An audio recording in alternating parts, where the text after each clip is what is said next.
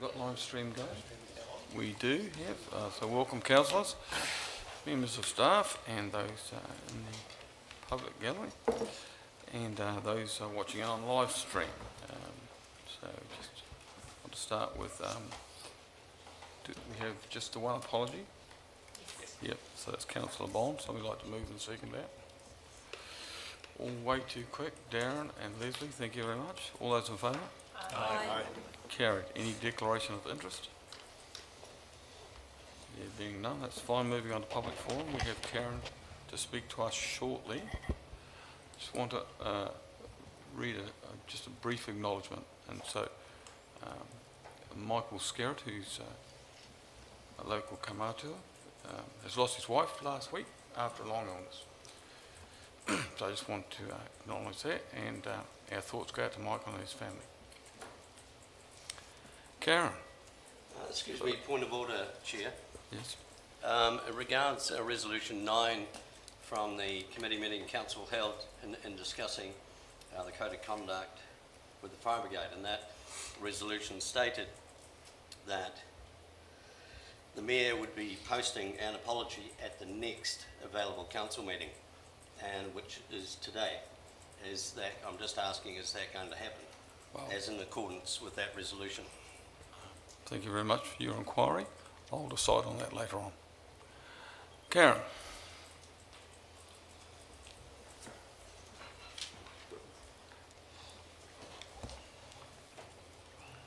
Welcome back to the top table. Thank you. Good afternoon, everyone, and thank you, Mr. Mayor, for allowing me to consume 5 minutes of Council's precious time. I made my request to appear in this forum last Wednesday, and since then there's been the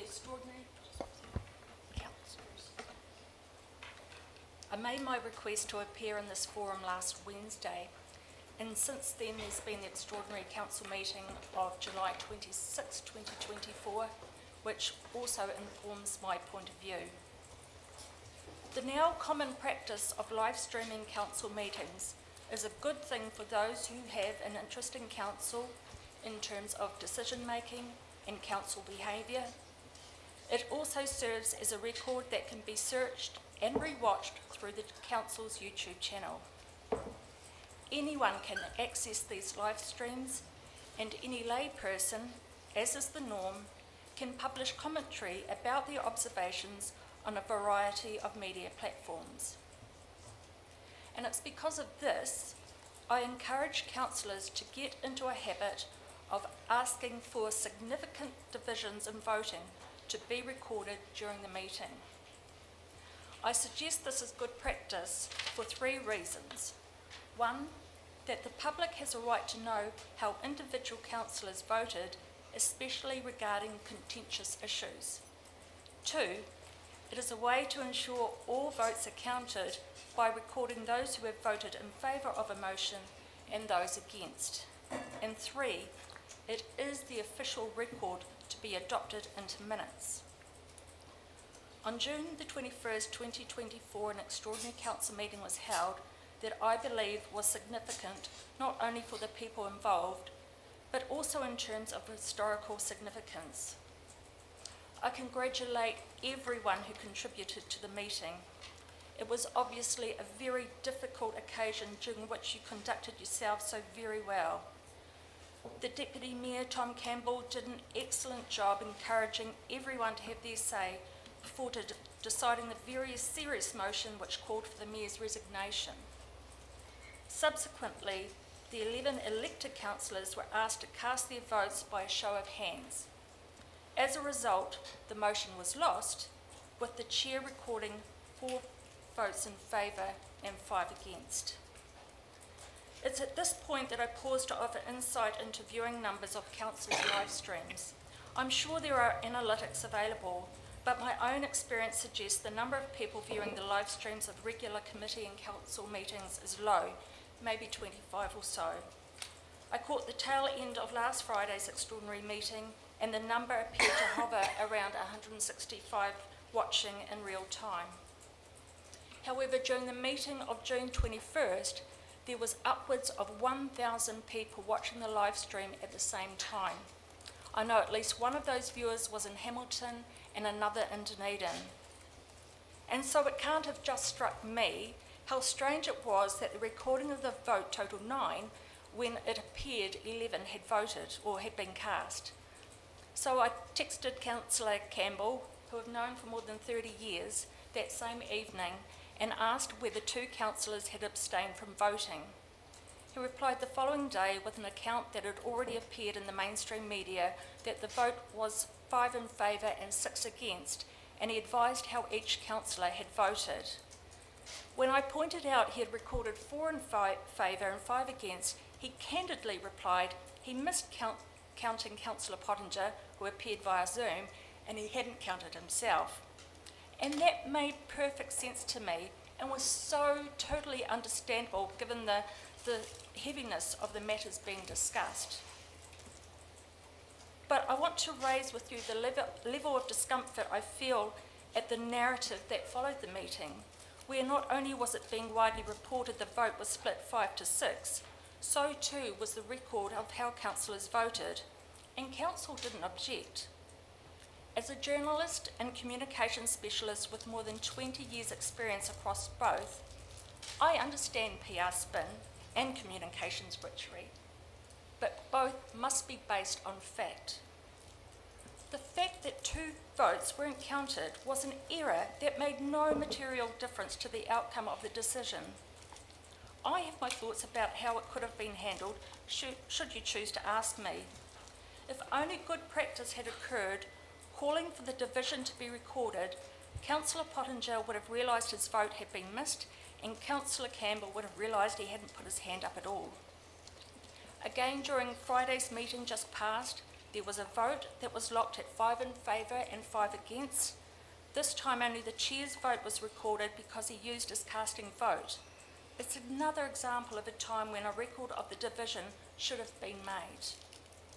While there has been no real harm done to Council's reputation in terms of the difference between what the live stream version of the meeting shows occurred and the narrative that followed, the same can't be said for what councillors have been asked to do at this meeting. Starting on page 19 of your agenda are the minutes of the June 21st, 2024 meeting that you are asked to confirm the accuracy of. At the bottom of page 25 is reference to the motion that was lost 4 votes to 5. However, the numbers have changed to reflect the narrative. It adds up to 11, but in doing so has distorted the record by putting the larger number first in the ayes column and the lesser number in the nays column. I can understand how a narrative was created to suggest not only were 11 votes recorded, so too was the division amongst councillors, but I don't understand how that narrative has made its way into the official record. Mr Mayor, thank you for allowing me to present to you today. I urge councillors to be proactive in asking, where appropriate, for divisions in the vote to be recorded, and to also take care when moving the minutes of that meeting June the 21st, 2024, that the record reflects what actually happened and the motion put was lost 4 votes to 5. Thank you, Karen. And just from my perspective, I think you're quite right in what you suggest. And needless to say, the decisions that this council are made at the council level, not the committee level. And so I'll give you an undertaking that when we have contentious issues, and we have one today around the museum, and I'm sure Tom will be along the same lines, that we will ask for a division so that it's more accurately recorded. Thank you. I notice that some councils do actually have electronic devices in front of them where they can vote yay or nay, and that must pick up and record as well.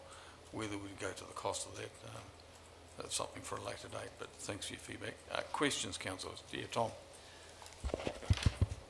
Well, it's not so much a question, but just a comment. And Karen and I did exchange texts and, cleared it up. But one thing I never mentioned in the text, Karen, but I will mention since we were sitting here, actually Michael corrected me immediately.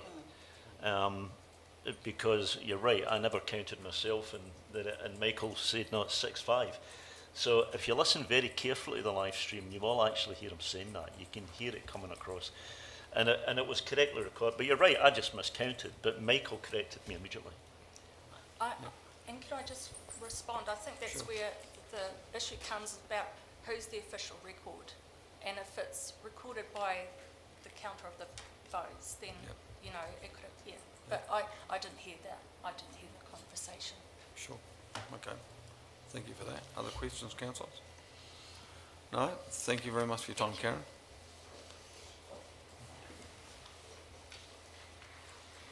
Okay, councillors, we've got a series of meeting minutes that we need to confirm. So the first one is the minutes of the Connected Murihiku Joint Committee held on the 27th of May. A mover and a seconder. Yeah, Steve, thank you. Seconder somewhere. Yeah, Darren, thank you. Any discussions around those minutes? There being none, all those in favour? Aye. Carried. Minutes of the Bluff Community Board meeting held on Tuesday the 10th of June. Grant, thank you. Barry, thank you. Any discussions on those minutes? No, there being none, all those in favour? Aye. Carried. Minutes of the extraordinary council meeting on the 21st of June 2024. I'll move, Chair. Yeah, thank you. Second. A seconder, Leslie. Any discussions about those minutes? There being none, all those in favour? Aye. Carried. Minutes of the meeting of council held on the 25th of June 2024. A mover and seconder. Trish and Barry, thank you. Any discussion about those minutes? There being none, all those in favour? Aye. Carried. Minutes of the extraordinary council meeting on the 27th of June 2024. A mover. Leslie, thank you. Seconder. For that. Yeah, thank you. Thank you, Tom. Any discussion? All those in favour? Aye. Carried.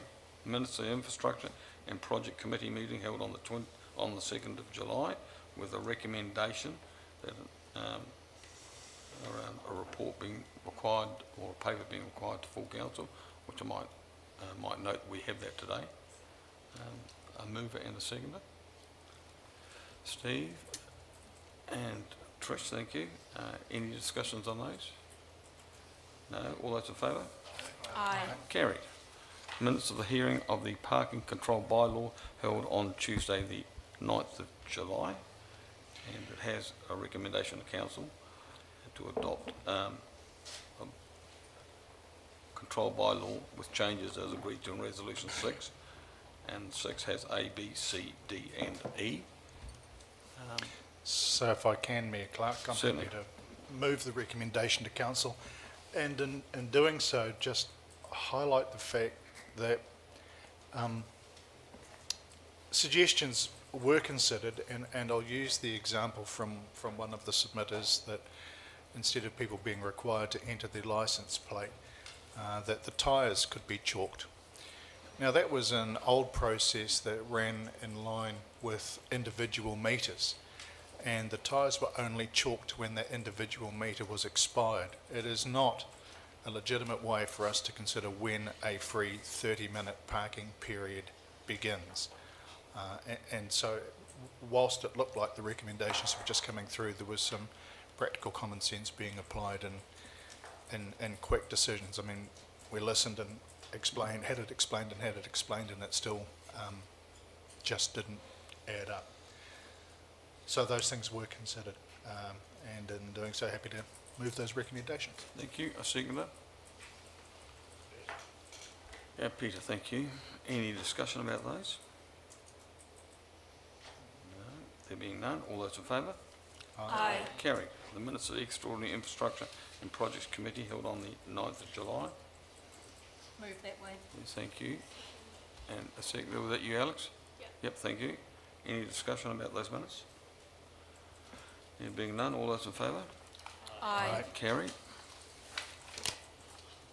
Minutes of the Community Wellbeing and Regulatory Committee on the 9th of July.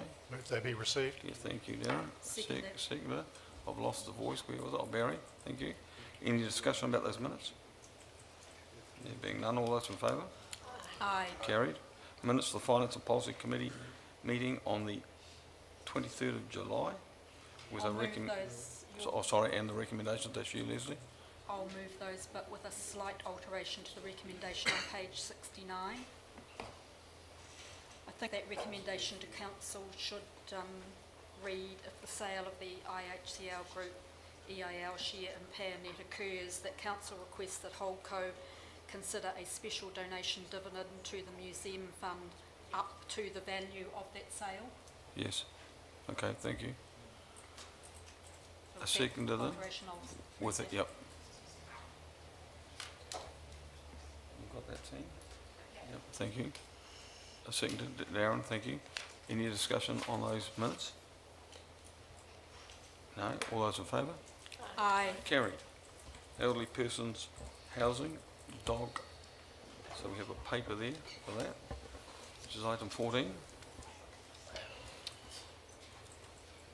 Excuse me, Chair. Certainly. Just want to draw our attention just quickly back to the minutes of the Community Wellbeing and Regulatory Committee. There was actually recommendations held within the report that were for Council to approve. They are on page 65 of your board books.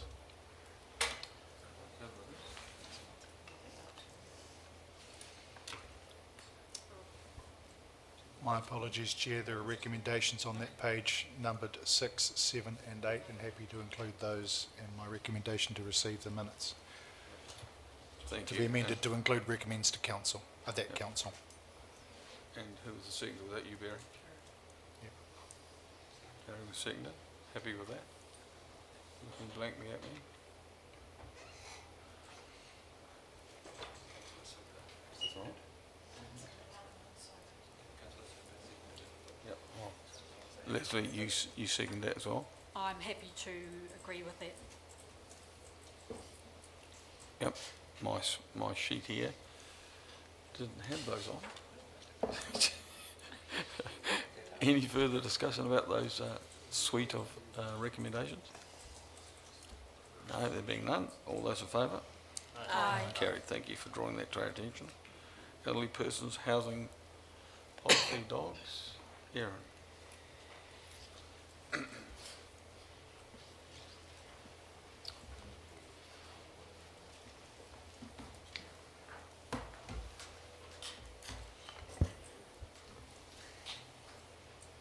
Thank you, Chair. I'll be covering this agenda item standing in for Doug today as he's away due to an illness in the family. As requested by Council at the last Infrastructure and Projects meeting, this paper's been brought back to present options to Council for consideration in terms of parameters for allowing dogs within our elderly housing units, that portfolio that Council owns. I'm happy to take the paper as read and take any questions on the parameters that we've put forward for Council's consideration. So I've got a number of questions, so if you can bear with me. On page 73 of board books, it refers to the applicant accepts that they may no longer meet the responsible dog owner status in terms of our current policy. Can you explain that a little bit more? I can explain that to you at a high level, and then I may hand over to Jonathan if we Sure. need to go into any greater detail. Yep. But essentially, we currently have that responsible owner policy, which allows for a dog owner who meets certain criteria around fencing, etc., of their dog, to have a discounted registration fee for Sure. their pets. Yep. What we want is for tenants to acknowledge that they may not be able to achieve that responsible owner status, and therefore discount within the elderly housing complexes due to the lack of fencing. Due to? The lack of fencing. Okay. And so obviously another question runs from that, of course, and either you or Jonathan can help me out with that. So going forward, would we impose the fencing criteria on those people? Would it be At the moment, automatic that they wouldn't get the discount? That seems a little harsh, maybe? From a operation of the elderly housing stock.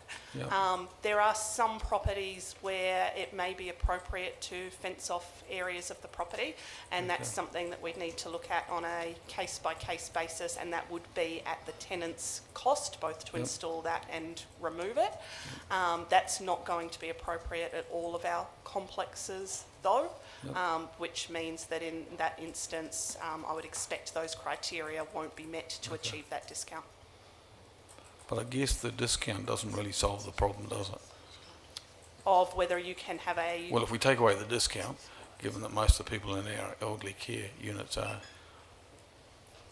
not flush with funds, I guess is one way of putting it, that it doesn't resolve the fencing issue, really, does it? No, that's okay. And further down, there's a provision about not picking up dog feces. The tenant agrees to rehome them. And I just wonder whether that part of the policy should read that they may be required to rehome the dog instead of just being a mandatory agrees automatically up front, given that over time we might have one or more dogs in the same complex, and so that we'll get down to whose poo belongs to who, I guess, for want of better words. Yes. So I just wonder whether that could be a softening up of the criteria there, so it's not mandatory. That's one that I'd probably just check with the team just to see if from a legal perspective, from a landlord's rights with tenants, Sure. whether or not that wording needs to be the way it is. But Okay. I can, if there's the ability to soften it, then I'll take on board that feedback and Yep. we'll soften it. And the very last one for me is following death of an existing dog, no replacement dog is allowed. And while I'm not challenging that, it might be helpful in our document to have what the reasoning is for that. I know they come with dogs, and that's what we're trying to resolve at the moment, because we've got a live example, but Yes, I'm happy to speak to that. At the moment, the parameters have been put forward on the basis of a proposed tenant who already has an existing pet that is with them and that they don't want to rehome. And you'll note there that there is a time period of 3 years that we've proposed that they have to have had the dog for, which we sort of thought about whether that should be a shorter time period, but we were conscious that with the lead times to get into some of the units, that what the team were looking at was not wanting somebody to go on the waiting list and then get a pet. The idea was that it was somebody who already had a pet that was part of their life. Then they decided to go onto that waiting list, Yep. that they were able to take that existing pet with them. There was some discussion at the council table or at the committee table around whether or not we should not be saying that it was a pre-existing pet, and it should simply be if you wanted a dog, you could have a dog. That's not been the way we've put forward the parameters, but happy to take feedback on whether council would like that changed. yeah, I think the paper does discuss the pending change in legislation, which I guess might be the ideal time to consider that. Yes. And consider also what size of dog would be appropriate given the nature of our units, because it does say small or toy dogs, but whether medium dogs come into that picture as well could be something for a future. Yeah, and you'll note, Chair, that what we've proposed is a trial timeframe there, so that we can see what does come out of that legislative change, Sure. and also to see whether there's any implications of the change that are unexpected or unintended. What I would note is that we would be unlikely to have grounds if we'd approved somebody to go into the unit with a pet, and then if we decided at the end of the trial period to change the parameters, we would likely need to allow that tenant to keep that pet, that dog, until such time as either the dog passed or was moved on, or the tenant left the unit. But we could make those changes for any new tenants coming in with dogs. Yep, yeah, thank you. And just before I hand over to others, I think it's appreciated that we got this done pretty quickly. That was No good. worries at all. Given Penny's friend in the background, Rangi, I think you had your hand up. Thanks, Chair. Look, it's a matter of determining. I see this as quite simple. If you follow the same regulations you allow for those subspecies of cats, dogs. Look, dogs are so important to their owners, without a doubt. Being a dog owner myself, unfortunately, my horse wouldn't comply for one of these rooms. But I imagine a toy dog, as they currently have at home, they don't have fencing at all, but the dog would rather use a litter box as the same as a cat does. Now, you don't need fencing because basically the dog never sees the light of day, and if it was to go for a walk, it would be on a lead. And so I think the fencing thing is a red herring. I see it as not necessary, considering that these toy dogs, small companion dogs, do their business inside, and if the owner, freshens the box as they do with a cat, then all is good. And the other bit that I'd like to push home too is if they do have a pre-existing dog and they go in there and the dog dies after a year and a half, then they should be allowed another dog, because this is a companion dog. It's not just a one-off thing. And I really feel for these people, because dogs, they're something special. And so I'd like to see those things altered so that they can work. They're not difficult things, but it's just common sense stuff. Thanks, Chair. And just, I guess, just reinforcing that, one of the areas of feedback we got from age concern for elderly people was the issue of loneliness. So that just reinforces what the council has said, that sometimes it's not just the current pet, but it's also, I guess, a companion in lots of ways. Other questions? Yeah, Tom, sorry. I guess probably both my points have probably been raised already, but they'll suffer nothing for repetition. I had a look at the question of breed sizes and those breeds which are considered medium by the Kennel Club, and that includes the poodle, the fox terrier, the cocker spaniel, the beagle and the corgi. None of them are very big, and if it's only toy and small, then I think what we'll find is that the majority of owners will not be able to take their dogs into, a number of people have got things like cocker spaniels and poodles. So I do think that the size part should be reconsidered. The other one I'll mention was that issue of the, should the landlord receive a report of feces and so forth. Cannot find it now, but you know the one I mean. Yeah. That's a one strike rule, the way it's written at the moment. So in any case where a single complaint, the tenant can be asked to rehome the dog, I think that's quite unfair. I think it would need to be at least 2 strikes or even 3 strikes. Certainly 1 strike would be unfair.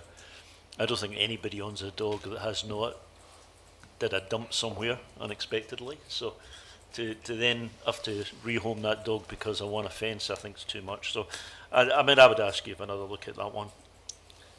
That's all, Chair. Thanks. Thank you. Darren. Thanks, Mayor Clark. As a former large dog owner and cat owner, they're not a subspecies. In fact, actually, I wasn't a cat owner, I was a cat staffer. I just want to raise a point, or follow up on a point that you raised around fencing. And while I understand the reasons behind your suggestion, and that is around the financial benefits of being a responsible dog owner and an older person in one of our units not being able to afford perhaps the fencing requirements, the same criteria applies to all dog owners, and that there are people who struggle to pay their bills and their rates, and yet they still choose to have animals for companionship, and that's fine, but they have the same obligations. I've chaired more than one dog hearing where an owner has appeared more than once, and at the time of the second appearance they still hadn't put a fence in place, despite the fact that it was a requirement and they'd been told to, again simply citing or can't afford to.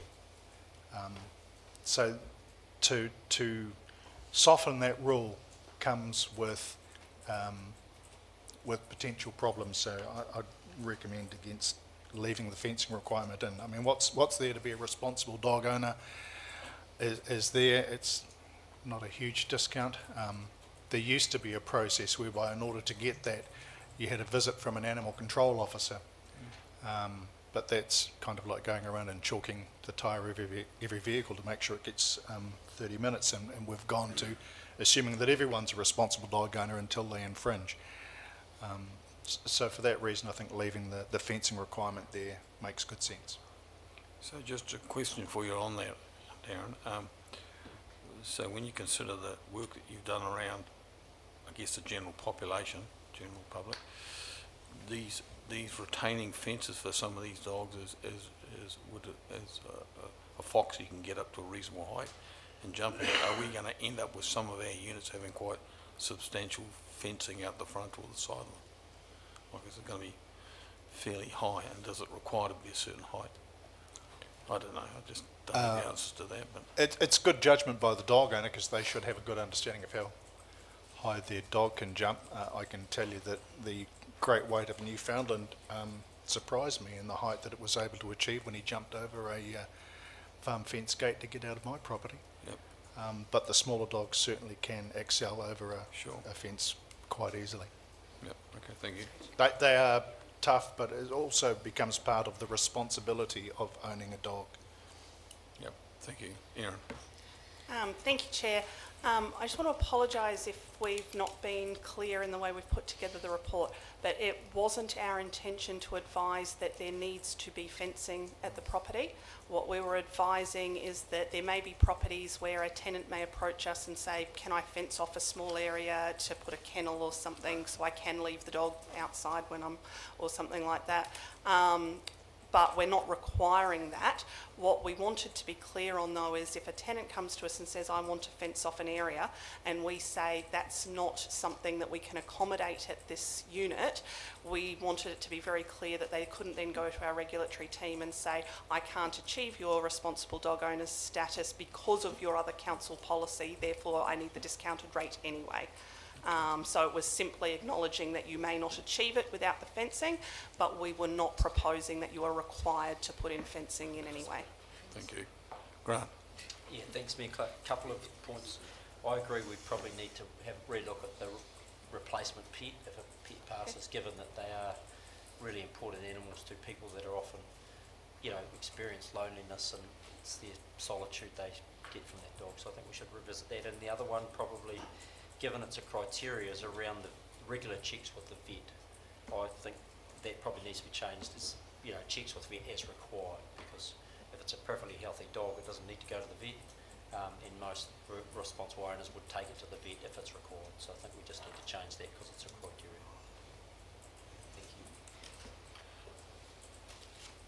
you. Evelyn. G'day te koro matua. Look, I find myself slightly conflicted about this, because I really, really want this to happen. I also really want to be fair.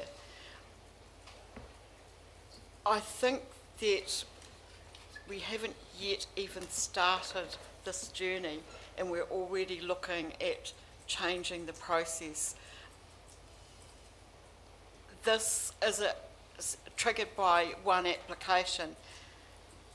I think we need to actually let this one happen and see what the downstream things are. Do we get more applications? Do we have any problems? All the rest of it. I don't think that discussing the what ifs before actually the dog has even come onto the property is necessarily helpful. But I do also think that it's probably wise to raise the possibility that we may be harsh when we say that you can replace a bird, you can replace a cat, you can replace your fish, and we're not even going to challenge that, but you can't replace a dog. So if you're a dog person, you're a dog person. If you're a cat person, you're a cat person. You like to have that. Some people do like to have both. I noticed that we're not allowing that. But I think if we allow cats to be replaced, we need to consider in the future that should our tenant come in, have the dog, it's elderly too, that this might actually, for their well-being, be necessary. So this is why I feel myself conflicted, because I think it's actually important that we do canvass these potential problems and make a intentional decision today.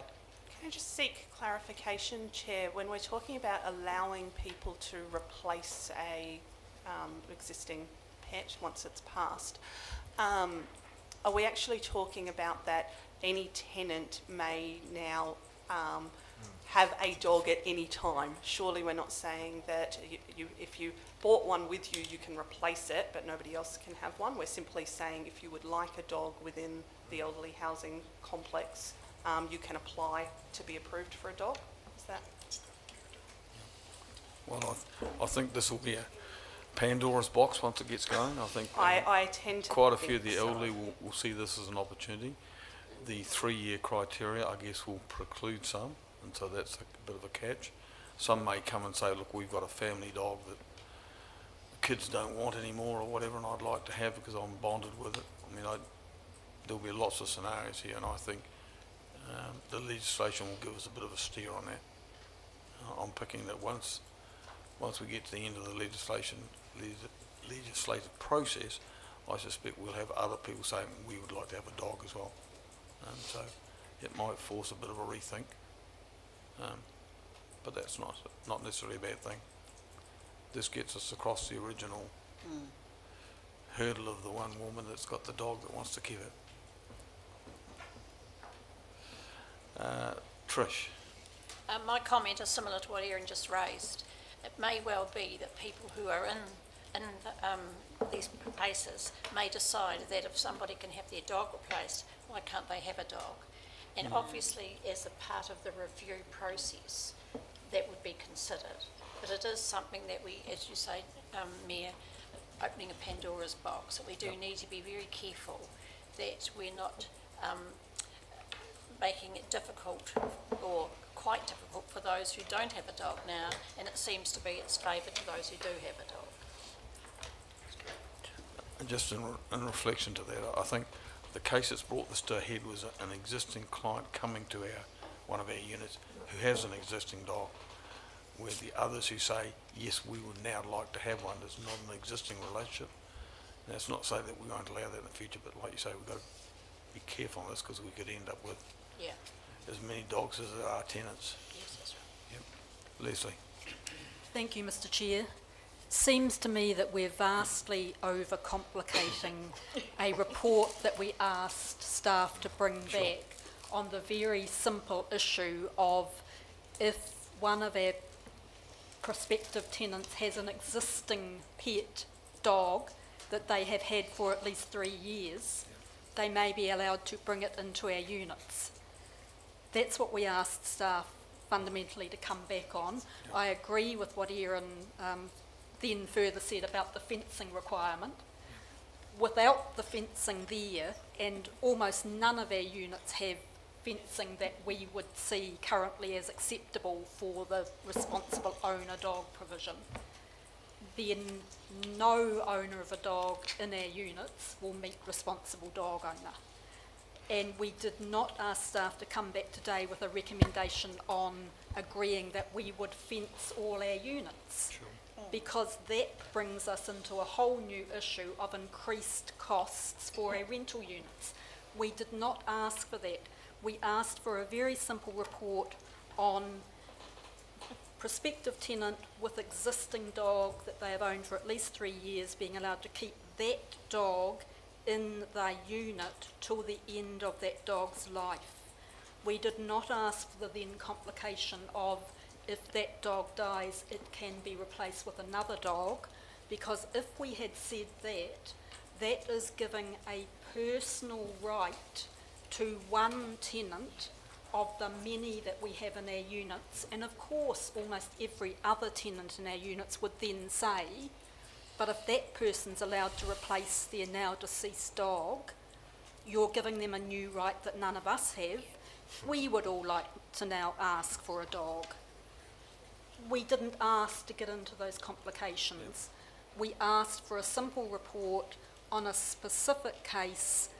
Staff have provided in the recommendations for a 12-month trial period, which I would have thought was very sensible to cater for what we asked to be brought back, also in light of the coming legislation that may make some definite changes for all landlords and bring us back to the table for the wider discussion. Yep. But at the moment, it seems to me that we have the report that we asked for. One councillor or a couple of councillors brought up the size of dog. Quite frankly, I would have thought the definition of size of dog currently in there is covering what needs to be covered for the moment. If there is a real feeling around the table, it should be changed to include small and medium-sized dogs. If we wanted to get into a discussion about what small and medium-sized dogs are defined as. No, as defined, there is a Kennel Club definition. If we want to add that into the... If it helps Councillor Soper, the team gave quite a lot of consideration to that size of dog piece. Thank you.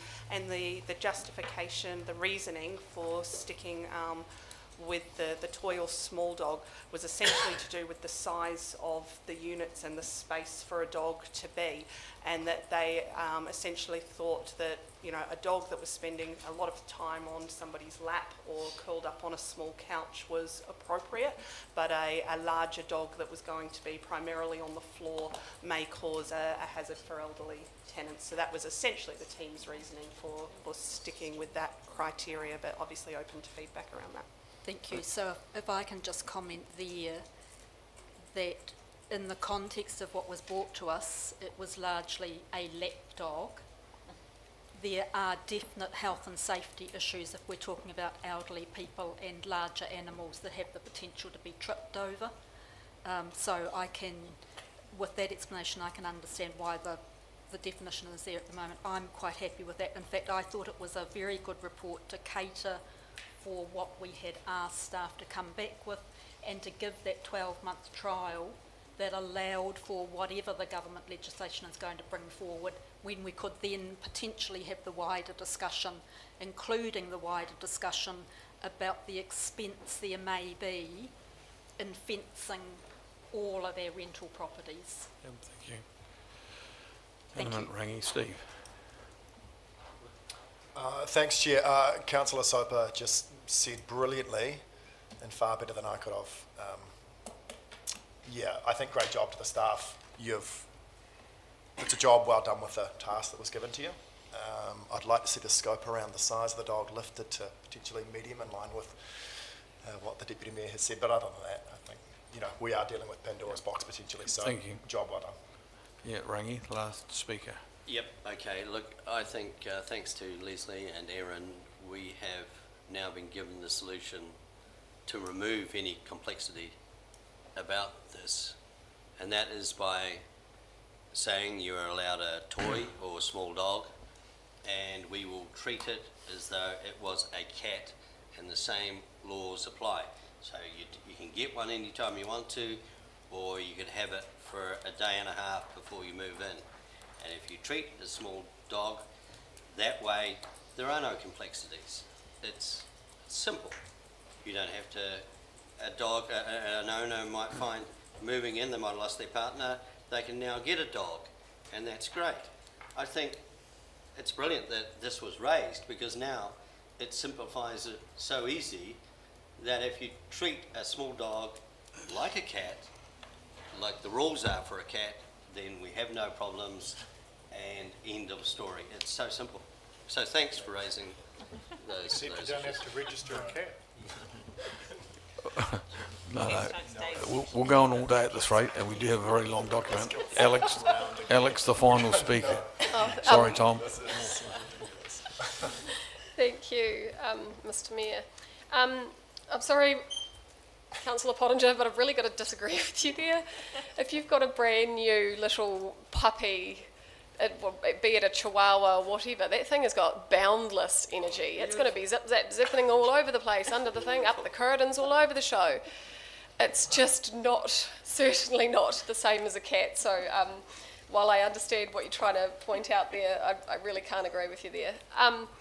Back to the fencing issue, or the lack thereof, I think the report is excellent and it's outlined, and that the policy to get on the list for our elderly housing units in the first instance, like there's a few parameters that you have to, let's say adhere is the wrong word, but there's a few criteria to even access those flats before you even get into the issue of being able to have excess cash to put up fencing.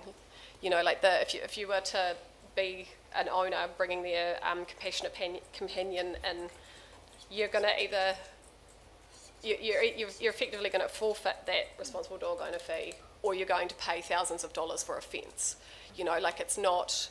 I know what I would rather, or I know what I'd be able to afford in that position. So I think it's pretty clear.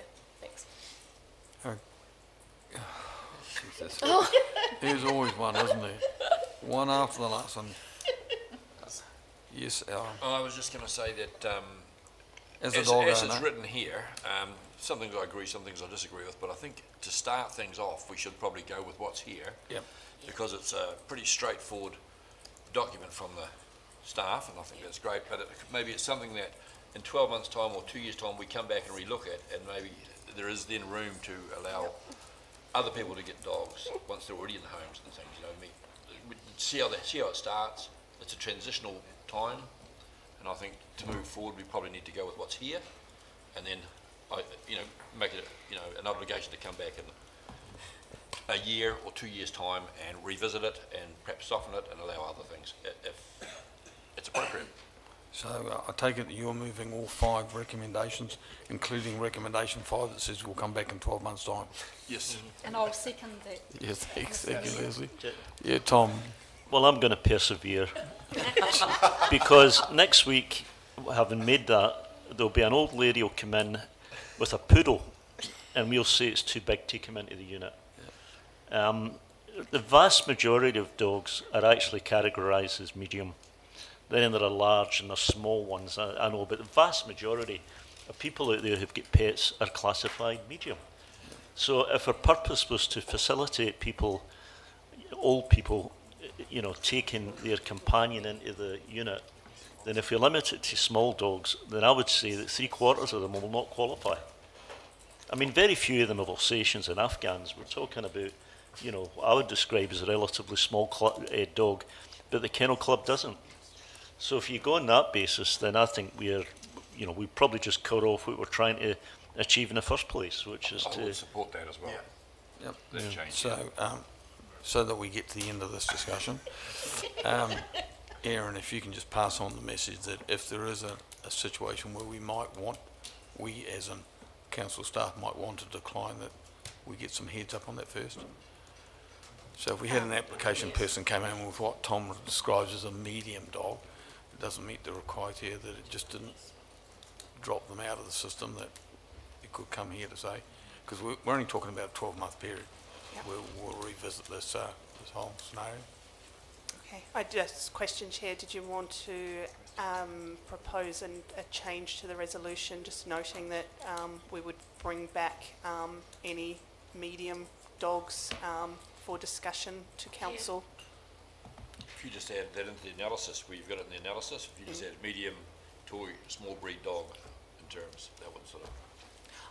We're talking about the resolutions. The resolutions say essentially to approve the existing parameters. Did we want to That's what I'm saying, change? if you change the parameters in here, then you don't have to change that. I have a toy poodle, and I would class her as a medium to small, not literally as small.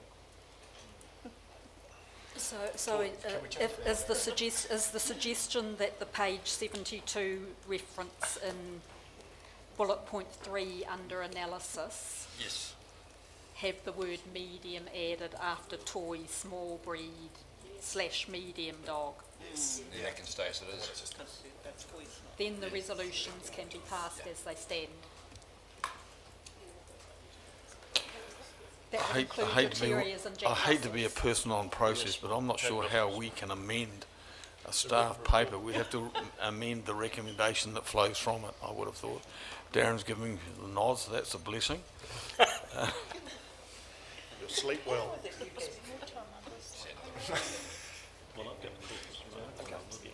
So Michael has suggested that in where it refers to in 3, you'll see he's adding in medium dogs as well, which keeps those who want that. That's the place to put it.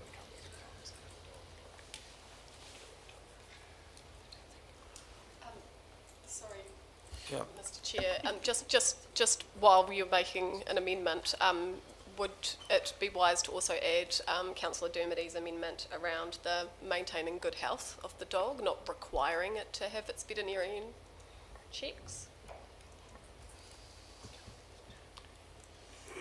If it helps, Chair, I'm probably comfortable that there was a couple of pieces there around softening the one strike, the vet as required, that I'm happy are not significant to the core of the matter and that we can take away and amend.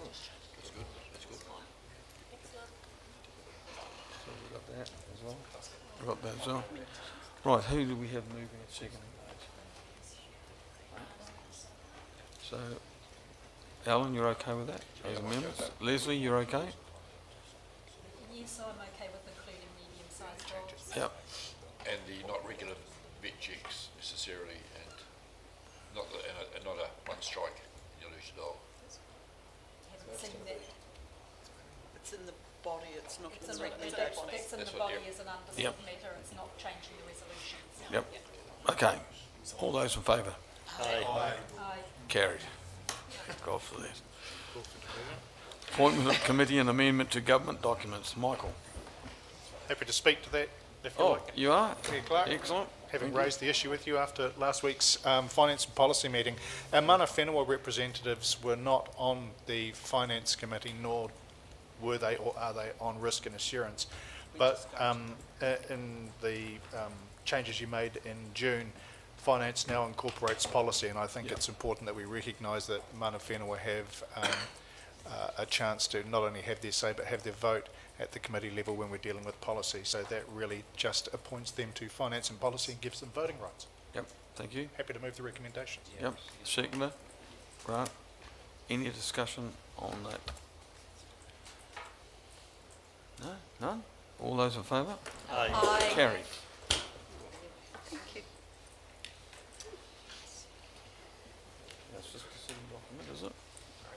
Yep. So who wants to speak to this? Not a staff member inside. My report, Mr Mayor. Yours? Yes, thank you. So, as councillors will recall, earlier this year there was a decision to continue our relationship with Suu Chen.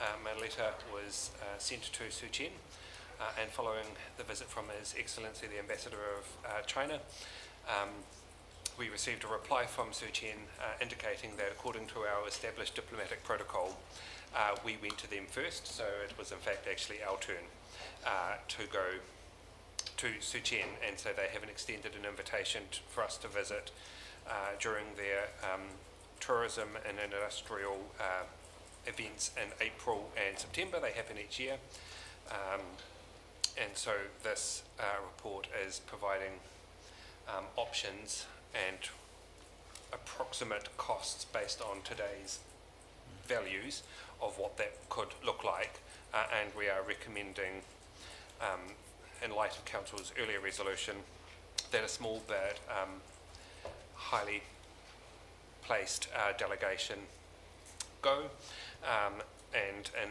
April to avoid the September time period, which for a number of you will be involved with the election process for October next year. And with that, I'm very happy to answer any questions.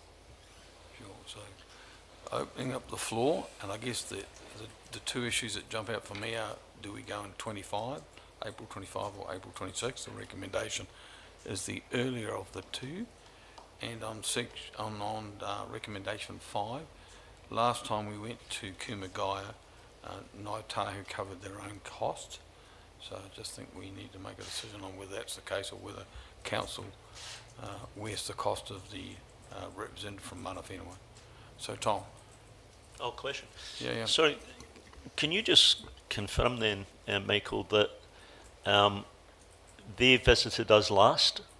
Because I'm sure that when we had the meeting a few months ago, it was, my understanding was it was the other way around, that a delegation from Invercargill visited them last. Yeah, I can clarify that. I've done a bit of a head count there. The visits are 6-5 in favour of us. And we had visits in the 2018 year from both ends, it looks like.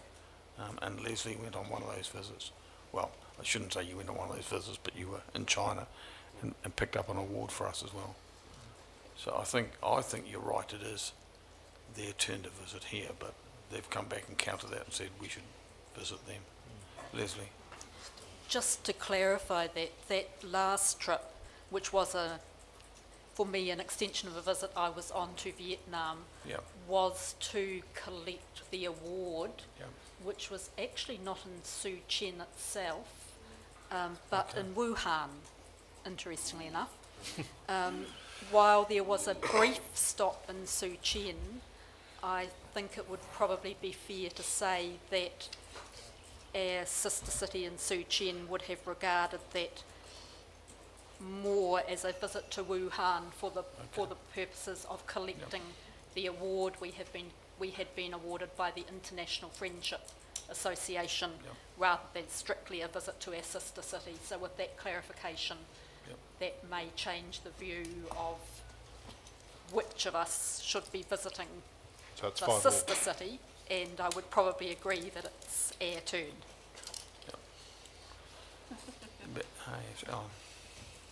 Just a wee bit comment. I mean, as I look at these letters here, I mean, you know, for a sister city relationship, for a 2-paragraph, 3-paragraph sort of letter back to us, it doesn't seem that friendly as a sister city relationship. Like, it's not much of an invitation, if you know what I mean. Having Is visited, it worth pursuing? having visited China recently, they are very short on words and very officious about what they say and don't say. I think It it's doesn't look like, Efficient. you know, it doesn't look, That's the word it we're doesn't, looking for. well, there's not a great deal of warmth. they in don't the say letter, too much. It's just and it's not that inviting. well, whichever way that goes, we've made the decision that we want to maintain that relationship, and I think certainly some of our exporters would want us to continue to do that. I guess business people. Darren. Thanks, Mayor Clark. I support the visit and maintenance of the sister city relationship, and think that it has yielded significant not only trade but educational opportunities with a large number of students directly from Su Chen coming to the Southern Institute of Technology. I know I met with quite a group of them. I'm not making any suggestions on who. I agree, a small party, and if you're looking for a committee chair, my suggestion would be Councillor Soper, bearing in mind that she has a relationship from 2 visits there previously.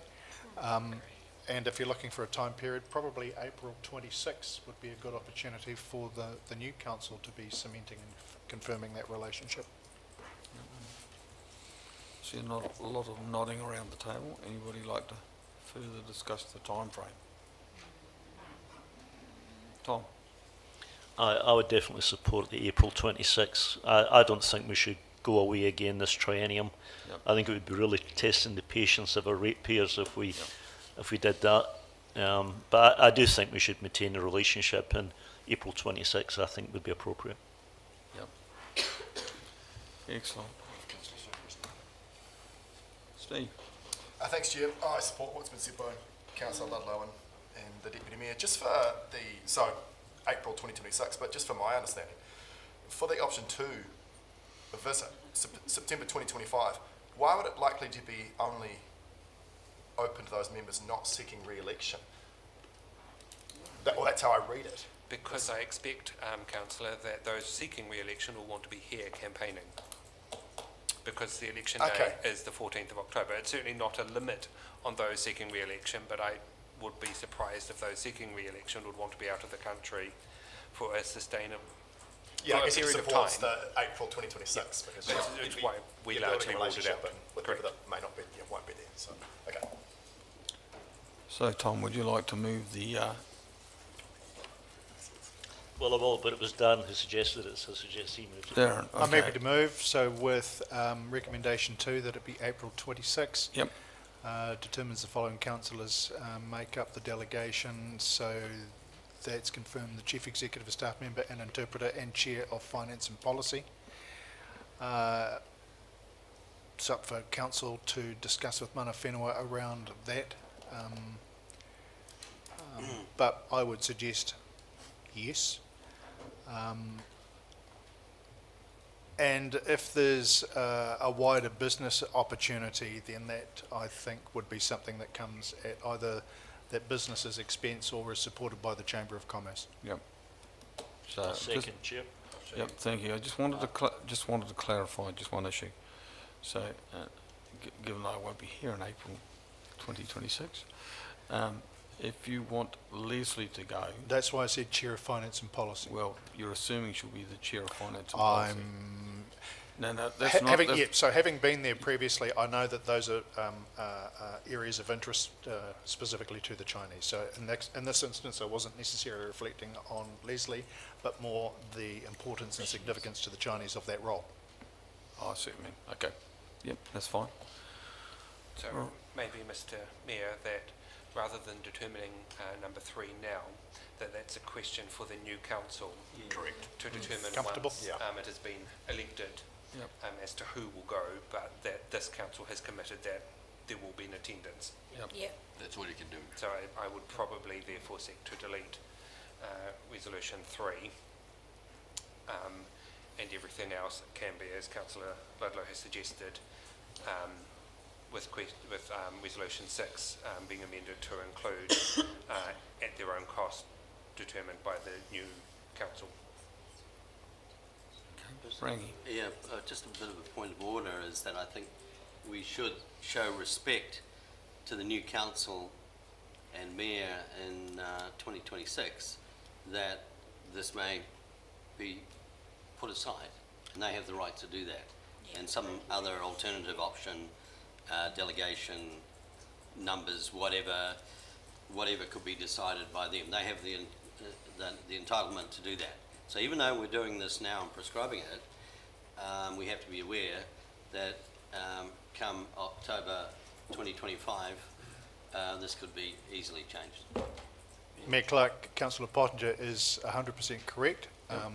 What the motions seek to do is to give an indication and really signal to Sir Chien that we are interested in maintaining the Appreciate that. relationship. Appreciate that. Yep. Okay, so we've got 3 deleted, Michael. 3 has been deleted. Yep. And April 26 in the mix. All those in favour? Oh, sorry, Leslie. I was just going to point out with number 6, it might be useful to add approaching the Chamber of Commerce. Sure. Makes no difference, it's still going to be at their own cost. Yeah. So that includes the chamber, not just the I chamber. don't think it needs to be added, that'd probably be our first port of call to It's like find For it. the new council. Surely. Yep. Yep. Well, they'd come under the business community. Yep, okay. Oops, hand up to the right. Through yourself, Chair, just in line with where that discussion was going, it probably needs to be reflected throughout the other recommendations, even the one, option 4, which was that the incoming council, it recommends to the incoming council that the Chief Executive and staff, this council confirming that the Chief Executive and staff to go is appreciated, but I feel it should be the incoming council that actually makes that decision in relation to that, for the same principles that you've just discussed in relation to the council. Yep, got that. Happy with that change? Thank you. Okay, all those in favour? Aye. Anybody opposed? Done. Thank you. Chief Executive's Management Report.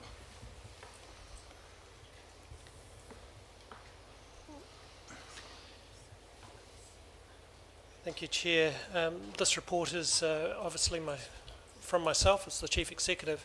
This is the first Chief Executive Management Report that we've done of this kind. we've decided to try a slightly new approach for council. The new approach is that we will get, looking to have a chief executive's management report and have our organisational performance reports. So that's where we will focus in on the attention of what's going on within our services going forward to make sure that that is getting the right information through to council at the right times and through the right places. We previously had 2 activity reports going through 2 different committees. With the change of committees, they are not now quite fit for the right committees, but also we were starting to see information going through there that was doubling up and if not tripling up at different times.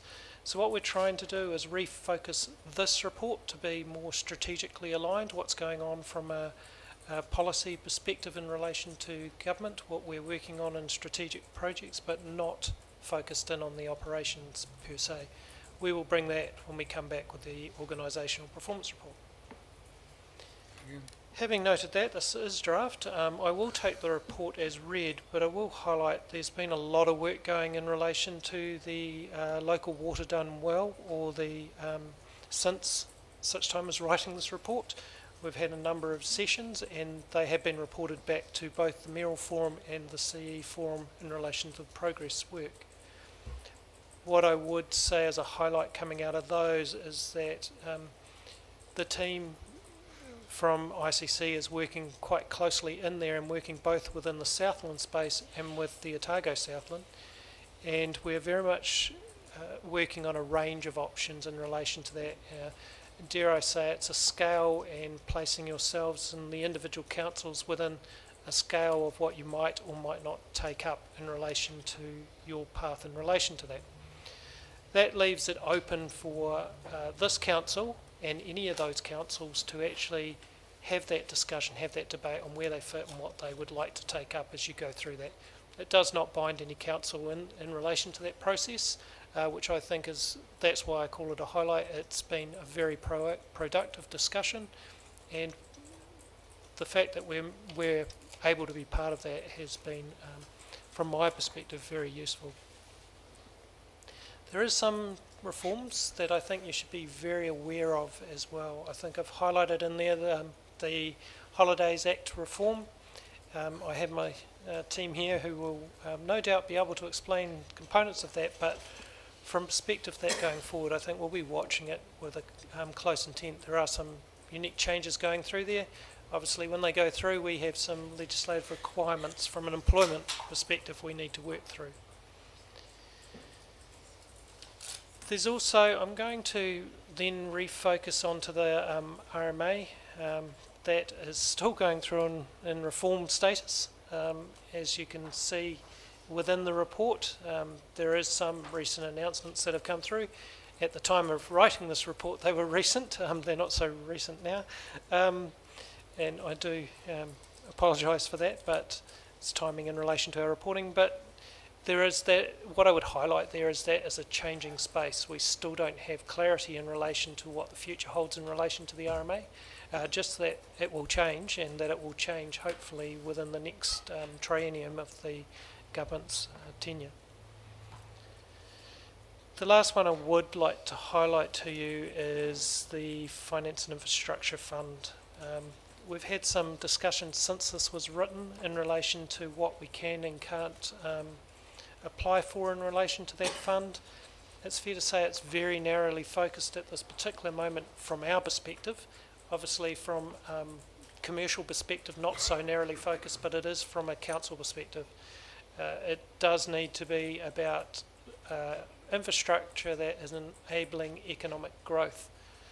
So our water infrastructure per se is not able to be applied to that fund unless it is there purely for enabling economic growth, or a large portion of that.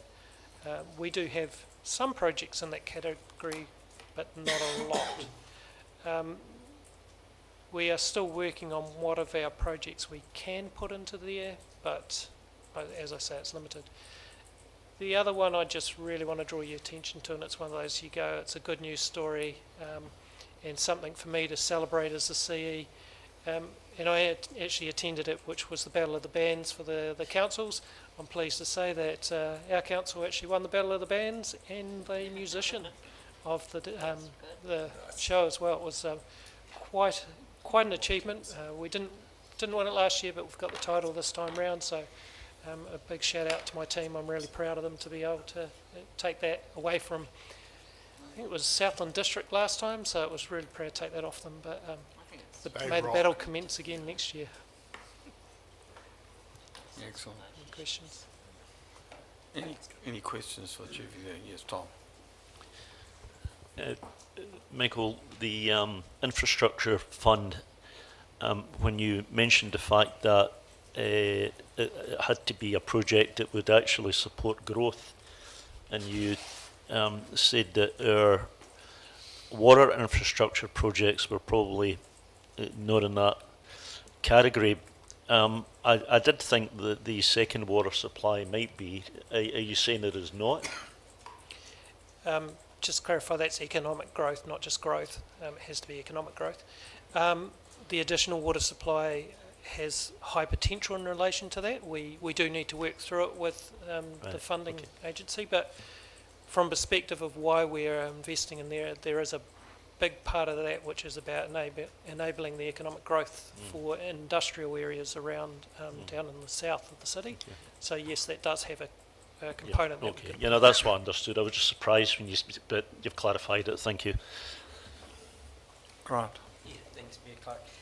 Two things. One, in regards to that, with water, I know with Bluff, there's commercial activity that goes through the Bluff water treatment plant, so I would see that would well qualify for this fund in terms of that upgrade.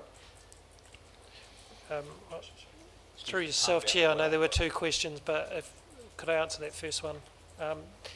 The treatment plant is very unlikely to be triggered under that, because there's another criteria which I should have mentioned, that the project must be not commenced at the date of application. We're quite a way through the Bluff consenting process in relation to that. That would question that, and it's also that it's the lion's share of the treatment plant would be focused on existing use. Therefore, they would look at that and not see that in a favourable light. I'm not saying that's something we won't apply for, and whether we could try for the Clifton, but it's very unlikely in relation to our wastewater treatment plants. But there is existing commercial water that goes through that plant from the fisheries. Yeah. Okay. Second point is, given it's an infrastructure fund, shouldn't the top priority be transport and roading? I struggle to see how agriculture, tourism, housing, agriculture and forestry, they're industries, they're not infrastructure. I mean, they rely on infrastructure for sure, but shouldn't the primary focus, and if you look at the state of our transport infrastructure, it's pretty poor. Bluff Road being the example. Yeah, through yourself, Chair. This fund was principally set up as it was a one-catch fund, not for those that don't have any other funding source. And if there's another funding source, then it should be pointed, any project that would be able to apply, which should be pointed to those funding sources, i.e. transport fund in relation to any roading components is the highly likely place that the funding would be redirected. It's not saying they won't consider components, but it is giving the indication that that's where their first port of call would be. Highway 1, which is the one you referred to in Bluff, that is the likely place that should be going, is giving direction back to there. If we put an application in, it would be likely that they will just pass that on anyway. Yeah, because there is a precedent in Northland for this type of funding to be funding road activity. The bridge to Dargaville was a classic example, the Winston Breeders Bridge. So, there's a precedent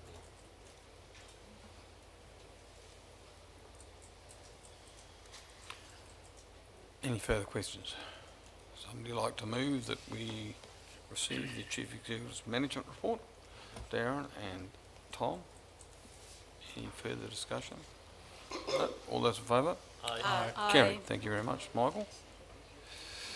Moving on to the next one, which is the Local Government New Zealand remits for those that are attending. And so this is a pretty straightforward but a little bit complicated in another way. So we have a series of remits there, and we just need to indicate whether we support them or don't, and whether we support them as a high priority or a low priority. And we've got a set of recommendations there from staff as we work our way through. The only issue I have at this stage is just to clarify for those uninformed, which includes myself, that a super majority is 75%. Correct. It is. So that's in relation to entrenchment of Maori ward seats for local government. So there's reference to that. Mr Mayor, could you pull your microphone a little bit closer? Oh, sorry. Yep. No, I can't. Bloody thing. I'll lean a bit forward. Pull your chair closer to the Yeah, maybe. So all I was just reinforcing was that the supermajority referred to under remit 4 is 75%. But it is reasonable to assume while we support or don't support this remit, I think government's already predetermining where it wants to go on that. So happy for people to contribute to the set of remits, whether there are any that we're opposed to or any that we feel should be higher priority than what the staff have indicated. Tom. I think you were probably highlighting the one I was going to speak to, Mr Mayor. It seemed to me that remit 3 actually conflicted with remit 4, and that remit 3, which I support, says that individual councils should be free to choose whether to have a Maori ward or not, and that cannot be overturned by referendum. So I would support that, which is what's recommended by management. But then remit 4 then says pretty much the exact opposite, that councils cannot decide on wards, because once you've decided on a Maori ward, you cannot reverse that. I actually thought 3 and 4 were pretty much diametrically proposed. Remit 3 supports the freedom of choice of councils, and remit 4 takes that away. So while we have said that we, what's the word that we've used, we are neutral, I personally would be inclined to vote against it, but that's just me. Yep, thank you. Come back to that in a minute, Grant. Yeah, just with regard to remit 8, what's the impact there for us? So Can we go through them individually? Oh, sure. In order, it's probably going to be a lot quicker. Yep, okay, I can do that. Starting with 1, I'm getting to 1. being a traditionalist. So if it helps, Mr Mayor, remit 1 is simply seeking to try and align when councils have to undertake the representation reviews, which is every 6 years. For your information, Environment Southland and Southland District Council are undertaking theirs this term. We did ours last term and are due next term, but none of our cycles coincide with census data, so we're often relying on very out-of-date population data when trying to make determinations on ward boundaries and constituency boundaries and ratios of councillors towards to residents. So that is simply seeking that census and representation reviews try and align better. Whether it's actually possible or not, of course, is another matter, but from a staff point of view, it was worth supporting to see if that can happen, because it will make our life a whole heap easier. Happy that we support that, Mayor Clark. If it gives us better information, even though we're a little out of cycle, then we're supporting the wider local government community by endorsing the remit. Yep. Leslie? Yes, Leslie? Thanks, Mr Chair. Look, that one just seems like a common sense one. It's a long-term issue for the whole local government sector, and in fact a lot of other sectors that aren't local government, that the census information is often so delayed that you're using really out-of-date statistics. If there's any way that can be improved and that local government NZ can advocate for that, it will be to the benefit of us all. So I definitely recommend we support that one. Yep. Anybody we want to speak to the negative on that? Okay, I'll assume that that's carried then. And remit 2 is a the use of the community services card. Yes, thank you, Mr Mayor. This is a proposal it's come from Palmerston North City, where they're proposing that people will use a community services card to be able to establish that they are in need of or are on a lower income for accessing council services. It's essentially a means of not having to undertake independent means testing. It's not something that currently will impact on us on the advice I have received, though Patricia can make an indication to me if I've got that wrong. But again, the staff thought it was worth supporting in context of a broader conversation, and if it makes it slightly easier for councils to be able to establish means to access services, then it has to be a good thing. Okay. Evelyn? I think we should support this in part because we already use part of this when we're looking at bus fees. So if you have a gold card, whatever, which includes your community services card, that is the evidence that you supply to council. And if there is future support for things such as swimming pool concessions and things like that, it would, to have this precedent set would be absolutely useful, I would think. Okay. Any other contributions to that? Take that as being a positive then for remit 3. Have you discussed, Mr Mayor, this is seeking to say that councils are able to make their own sovereign decisions as they are elected to do. This council can choose to impose wards at its next representation review, and there is absolutely no right of the community to demand a poll to overturn that decision. It's only appealable to the local government commission. This remit is simply seeking to make it the same provision for a Māori ward. There should be no distinction between the two. Move that we support that. Yep. It doesn't show any change in the process we used last time, which was useful and enlightening. Yep. I support it too. Yep. Leslie, did you want to speak to that? I think Alex. Oh, Alex? No? Defaulting both? No? Thank you, Mr Chair.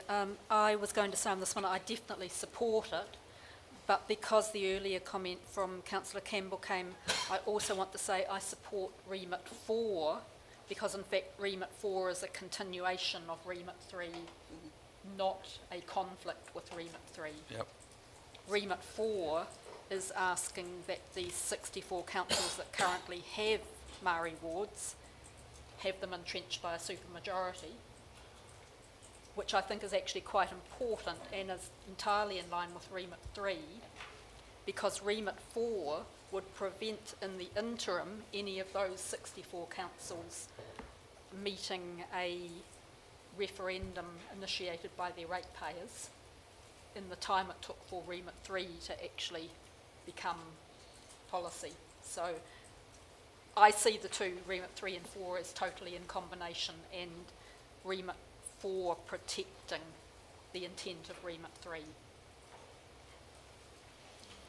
Yes, I'll come to you in a minute, Alex. The way I see remit 4 is that it's not requiring us to have a Māori ward. What it's saying is that those councils that already have one will require a 75% super majority at council to remove them. So they can't just be on a 6-5 split type stuff. Sorry, just to clarify for you, Mr Mayor, they're asking for a super majority of Parliament to have to disestablish a Māori ward. So just to give you a bit of context, it would be that because there's 64 councils across New Zealand that already have Māori wards, they've already listened to their constituencies, they've already had their representation review and decided that they would put Māori wards in place. This here is us lobbying to government to entrench those Māori wards so that the government can't, with its, with the coalition government or with whatever hat it would like to be wearing for the day, it can't just circumvent or supersede what the decision that's been made locally. So it does, like Councillor Soper quite rightly said, go hand in hand. And the reason why this is so important is so that, we're coming up to an election not too far away in the very distant future, and there's quite a lot of these, not very distant future, sorry, and there's quite a lot of these councillors that are elected to their Māori wards that are just absolutely devastated. They have to not only fight to try to become re-elected, but they have to fight for the fact that they even have the right to remain there. It's so bizarre and so horrible, and I really feel for them. But the point is, that I'm trying to make is that there's no rational reason for this to be any different to how it's just inconsistent with the national electoral system of the Māori role and Māori seats in Parliament, and so there's just no rational reason to be absolutely different or have a different approach for local government than there is for Parliament. Thanks. Yeah, I'll come to you in a minute, Tom. And so that's where the uncertainty is, because when I read that proposal and the comments that are on the following page, it says requires a super majority of Parliament or the Council to remove the Māori ward. Now that can be interpreted one of two ways. It can be interpreted that there needs to be a 75% majority, both in Parliament or in Council, that means here as well, to remove a Māori ward if we had one.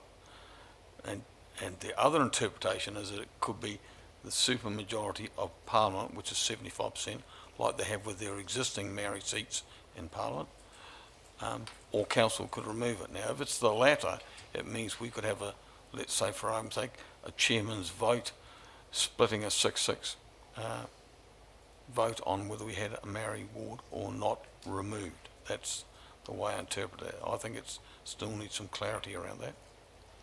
Tom? Well, I was going to say exactly the same thing. As that sentence reads at the moment, the supermajority word applies to both Parliament and Council. Yeah. That's the way I've interpreted it. On page Let's say 180, it says a supermajority of either Parliament or the Council.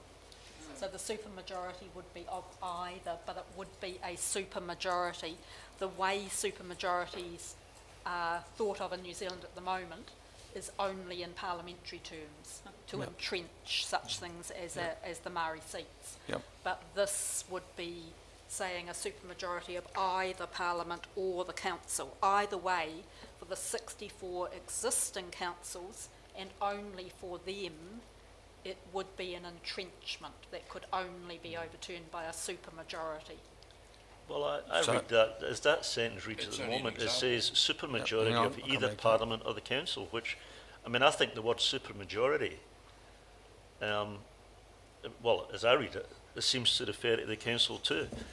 I mean, to me, what we've done I mean, maybe it's just the way that the sentence has been written, but the word supermajority appears to refer to both Parliament and the Council.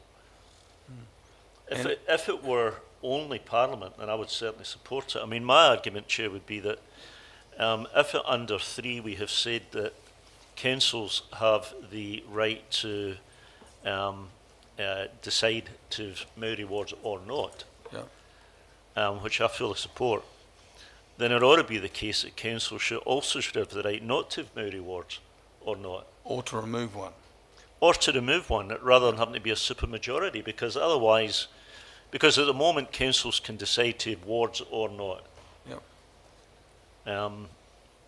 So anyway, I'm just repeating myself. Yep, I understand what you're saying. I mean, to me, if that word supermajority only applied to Parliament, then I would be absolutely supportive of that. But if it applies to council as well, and I don't see why it wouldn't, given the wording. I agree. Yep. You're going to explain it to me, Trish? Yep.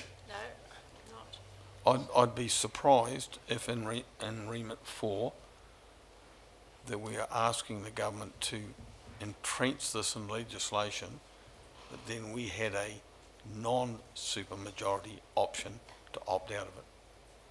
That wouldn't seem right to me. No. So whoever's up there voting on the day might wish to clarify that point, because that might be what the colleagues want. Evelyn.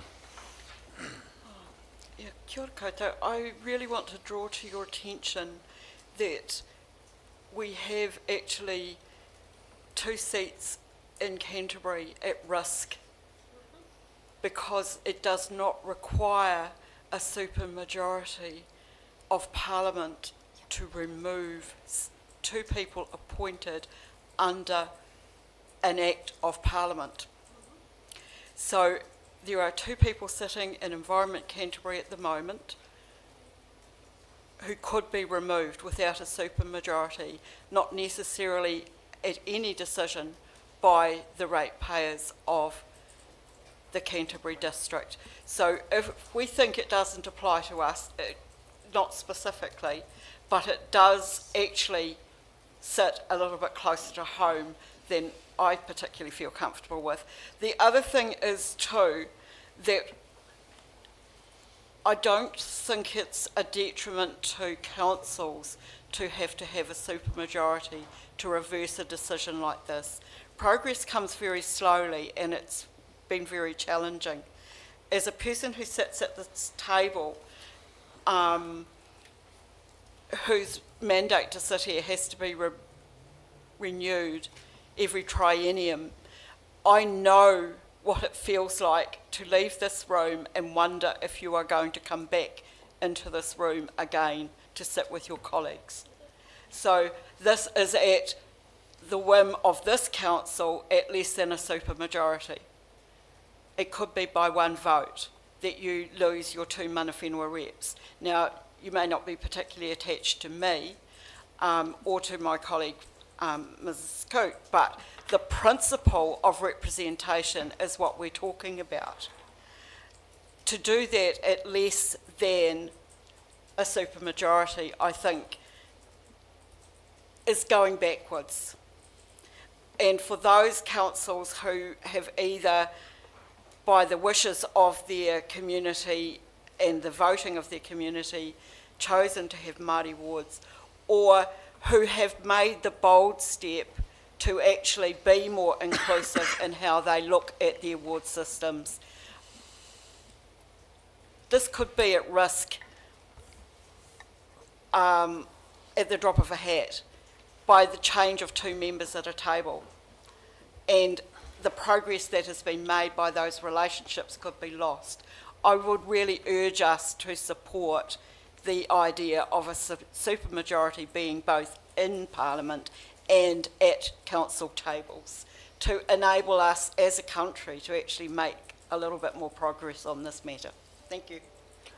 And so, just going forward on the debate, I guess from my angle, then if we needed a supermajority to remove a Maori ward, why wouldn't we have a supermajority to include them in the first place?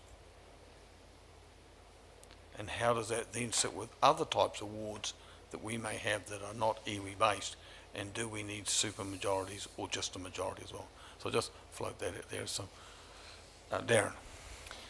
So the remit seeks to say if you want change, then it needs to be clearly desired.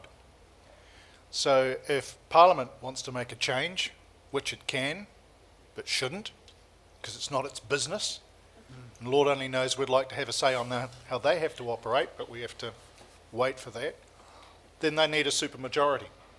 Now, good luck trying to get that with the current coalition or alternative. At a council level, what it says is if you want to make that change and take away a Māori ward, then you need a clear vote from council, not a 1 vote or a chair's casting vote. You want to be beyond that. What the remit doesn't address, and we might like to consider as a remit, an amendment, I beg your pardon, is what to do with mana whenua seats. Because if we supported the remit and it was adopted, actually for my learned friend, it makes no difference. Because mana whenua representation, which was achieved through the same method of the community representation poll, is not addressed by that. I've checked with DIA around mana whenua representation as opposed to Maori wards, and they say they are not affected. So the proposed the proposed legislation, which is not these remits, but Yep. where the government's wanting to go at the moment. What I'm saying will not is affect the that current. the remit as proposed doesn't give that surety Yeah, that yeah. Reverend Cook talked about Yep. to our council where we have mana whenua representation. Understand that. Alan? You? Yeah. Oh, sorry, Alex. It's okay. You're okay? Excellent. Trish? Could I have clarity about what the supermajority is? Is that 75%. 75. It is, yeah. Yep. Thank you. Any further discussion? Okay, let's do a bit of So I think, a head count on 3 and then on 4. yes, thank you, Mr Mayor.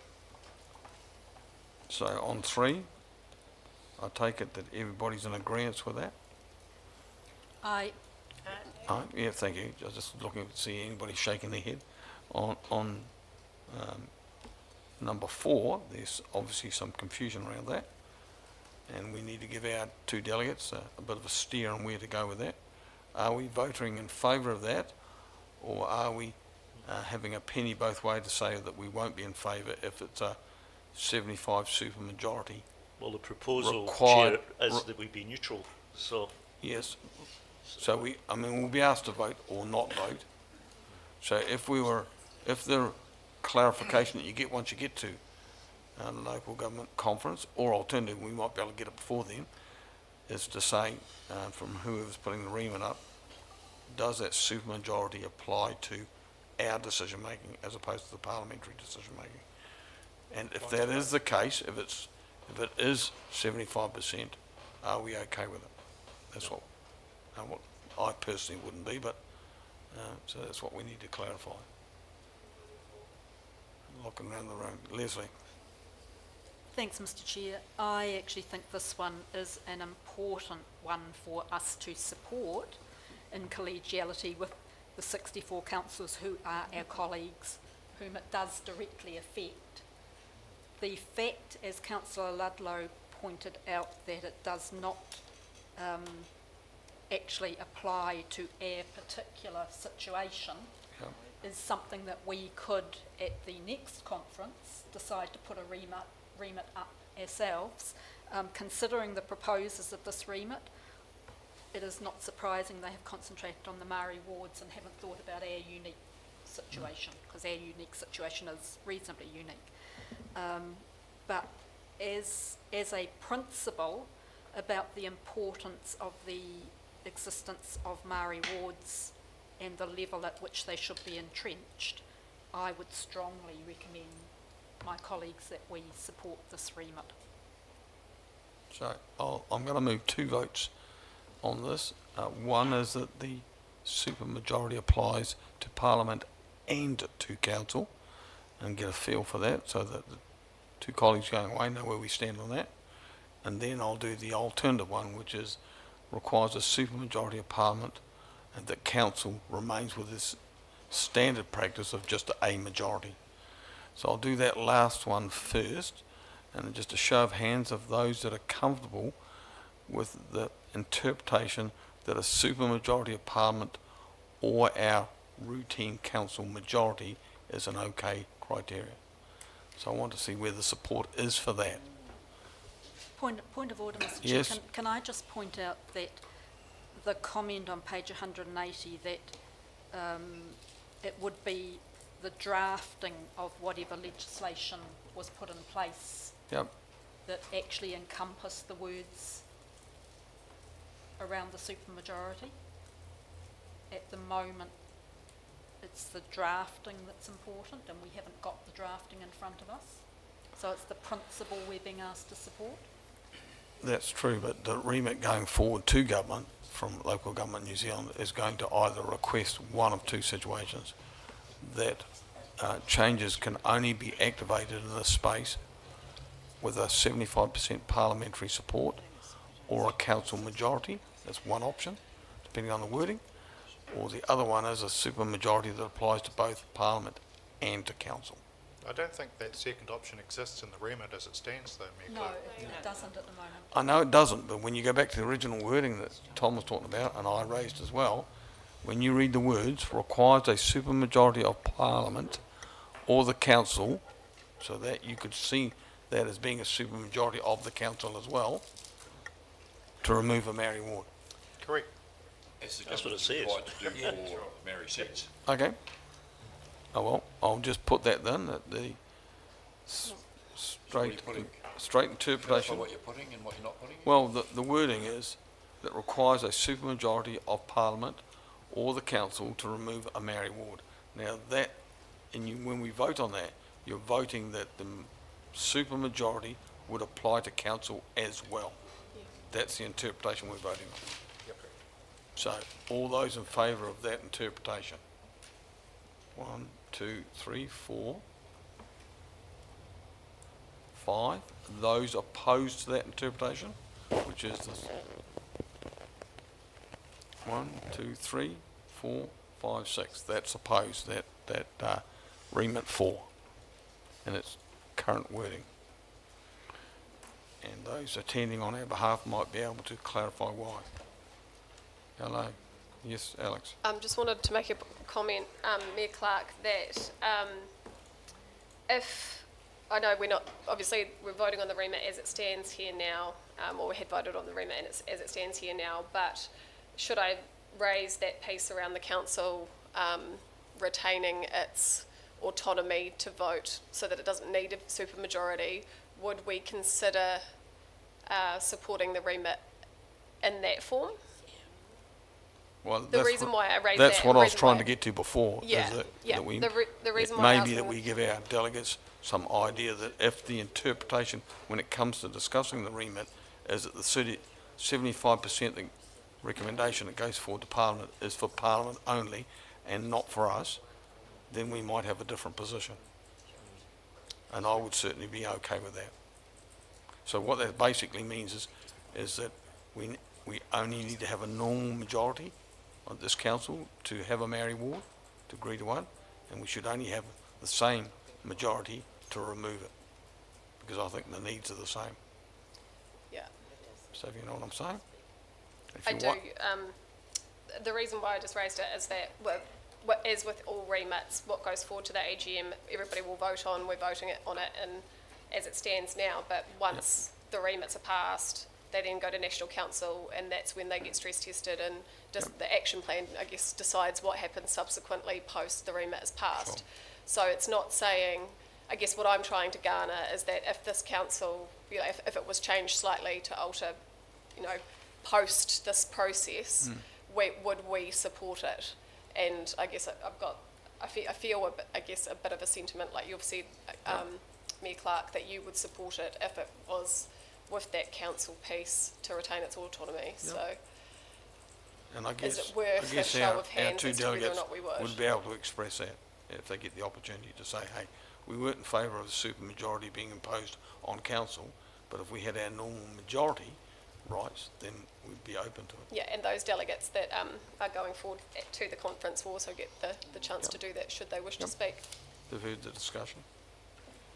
So should we have a show of hands on the Yeah, if you want to. I'm quite happy to get a straw poll, for want of a better words, that gives Tom and Darren some idea of where we're thinking on that.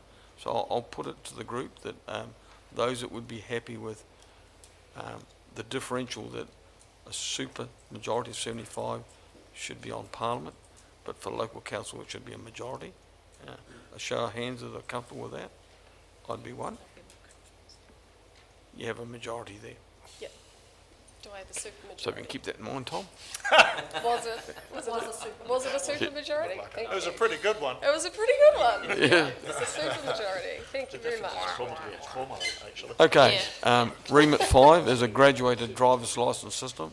Yep, thank you, Mr Mayor. This one is a fairly brief one. It's not really in the normal remit of councils to be considering the driver licence administration, but it's come from Ashburton and is in relation to a shortage overall of driving I could say testers, for want of a better word, I can't think of what else that would be, and the ability to actually do that. It's especially impacting a number of regional locations, and our routing team felt anything that helps our learner drivers and the ability to get licensed and to become better drivers is a good thing and something worthy of council supporting. I think we should support it, Mayor Clark. I'm Yep. aware of the challenges it presents in the rural areas. It doesn't Yep. directly affect us, but it's Yep. something we should get behind. Any opposed, any opposition to that remit? Carried, thank you. Remit 6, which is proactive lever to mitigate the deterioration of unoccupied I think buildings. given recent conversations, Mayor Clark, I would assume that we would support this. I think when I've had discussions with some MPs, especially in ACT, they are a little bit nervous about local bodies having too much authority over the rights of private property owners. I just thought I'd signal that. It doesn't resolve our issue for us.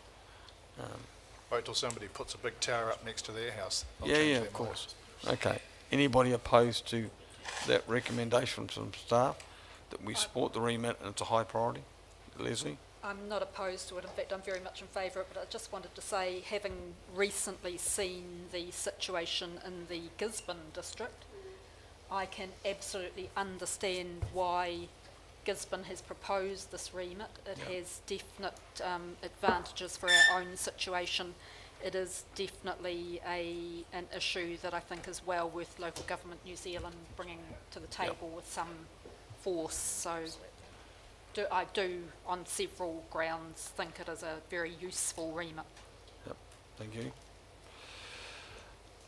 So we'll take that as being okay. Remit 7, appropriate funding models for central government initiatives. Heck yes. So, Mr Mayor, this is simply central government pass the burden of doing things onto local government quite regularly, but they don't provide any funding for us to carry out the work. This is simply asking LGNZ to work with central government to find a way to ensure that central government funds what they require local government to undertake. Yep, and so fully support that.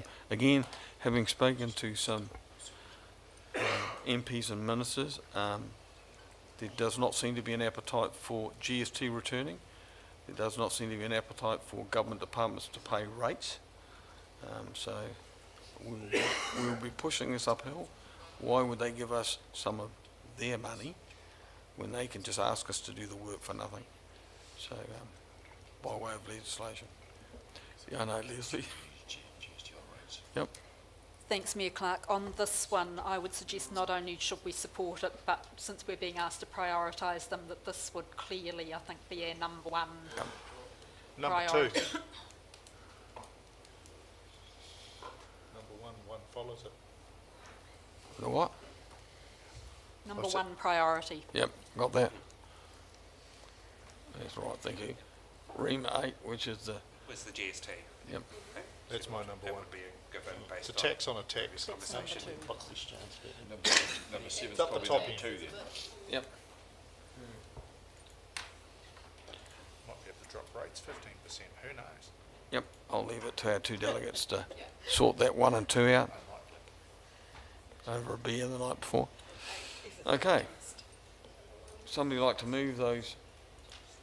Just coming up with a priority order Oh, okay. based on the discussions thus far, Mr Mayor. Yep, I took 876 basically in the reverse order that they were discussed because it's GST, government funding what they ask us to do, and then dangerous and unsanitary buildings. Yep. I assumed from the discussion had to be the top 3 priorities for this council. yep. Happy to take some guidance on the rest. Just leave the rest. We'll Give those just, 3 more importance. we'll leave those for Tom and Darren to sort out. Just On- keep dropping the numbers. Yeah, you do a nice sequence of number. All those in favour of those top 3 priorities? Aye. Anybody opposed? And carried. Just need a mover and a seconder. Oh, sorry, a mover and seconder. Darren, Or maybe not me. Leslie, One going. the twins. We've got that? Yes. Excellent. Okay, moving on. So, just before we get to issue number 19, which is relates to the museum, which is going to be a reasonably long presentation. I'll address the issue that you put to me before ringing about an apology, and so make the following statement. I've already apologised to the association in relation to the code of conduct in relation to the United Fire Brigade Association and Miss X as well. Given that she wasn't actually the MC of the event, she had nothing to do with the running of it. But I'm not prepared to make an issue of that. And certainly in relation to you as my colleagues, I openly apologise for breaching the code of conduct and the expectations that you would have of my role, and apologise for the negative impact that it's had on my colleagues, on the council standing within our community and the wider community. So I hope that puts that issue to rest. Right, number 19.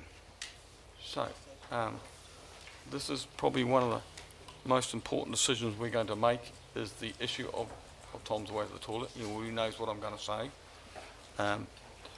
One of the most important decisions we're going to make probably in this term. And so the gang of two are up at the front there to do a presentation. Excuse me, just a point of order, Yep. Mr Mayor. Am I right in assuming, because we have to go to consultation because of the Local Government Act and its sense of the trigger, Yep. now we are basically deciding on Council's preferred recommendation for the consultation, is that right? No, that's not correct, because at this stage, as council, we haven't agreed that we will go out to consultation yet. That's one of the issues we have to resolve.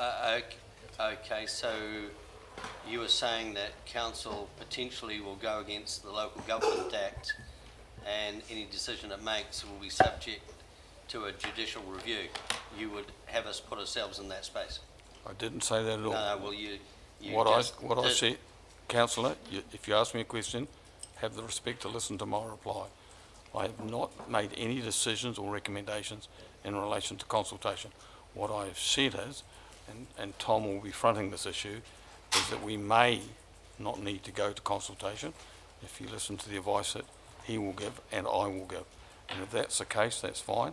If there is a need to go out to consultation, then we'll gladly do that. I'm not predetermining that. And I'm fully aware of what's in the Local Government Act, and I'm also aware of what's in our policy on the requirements to go to consultation as well.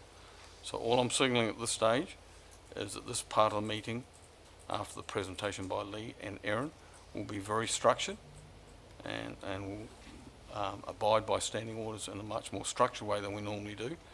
It's important that we hear the advice we're given, we ask questions of the staff where we're uncertain about what's in the paper, and I have a range of questions that I need to ask.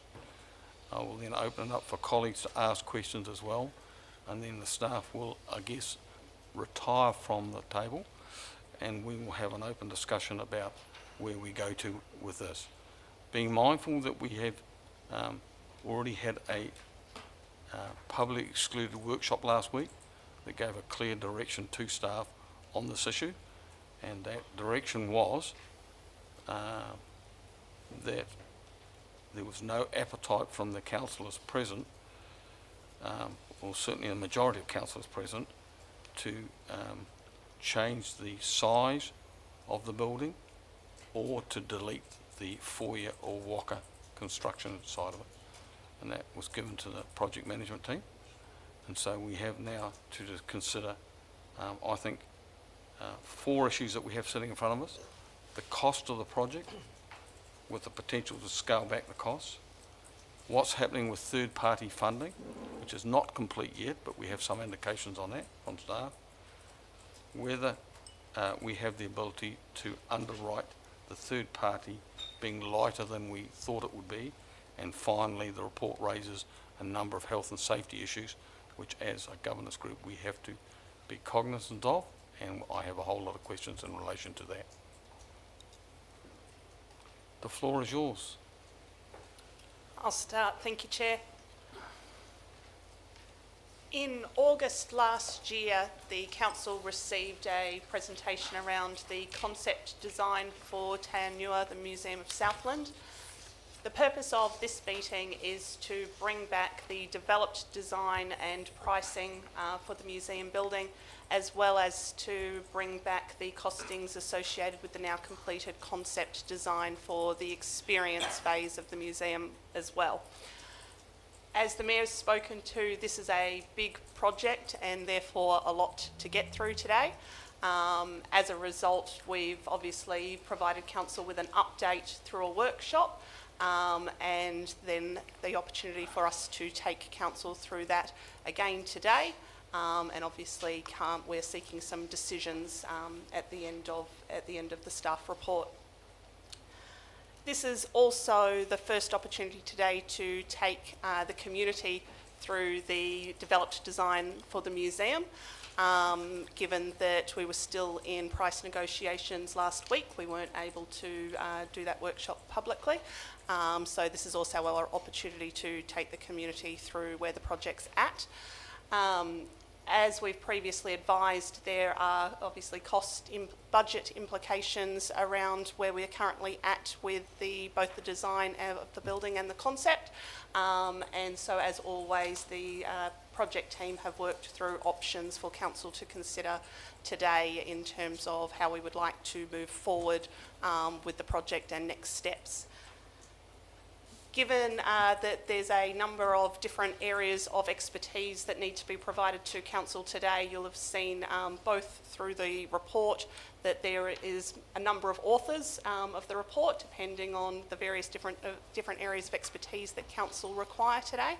And so we'll also essentially follow that through in our presentation today, where Lee will take Council through the project update and the project options that we have worked through. Patricia will take Council through the financial implications and funding implications, and Andrew will take Council through the significance and the risk elements of the paper.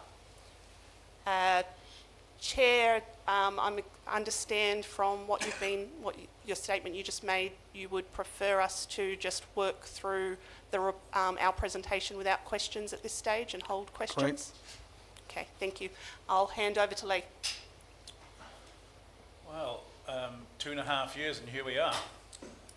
It's been a very busy 6-7 months.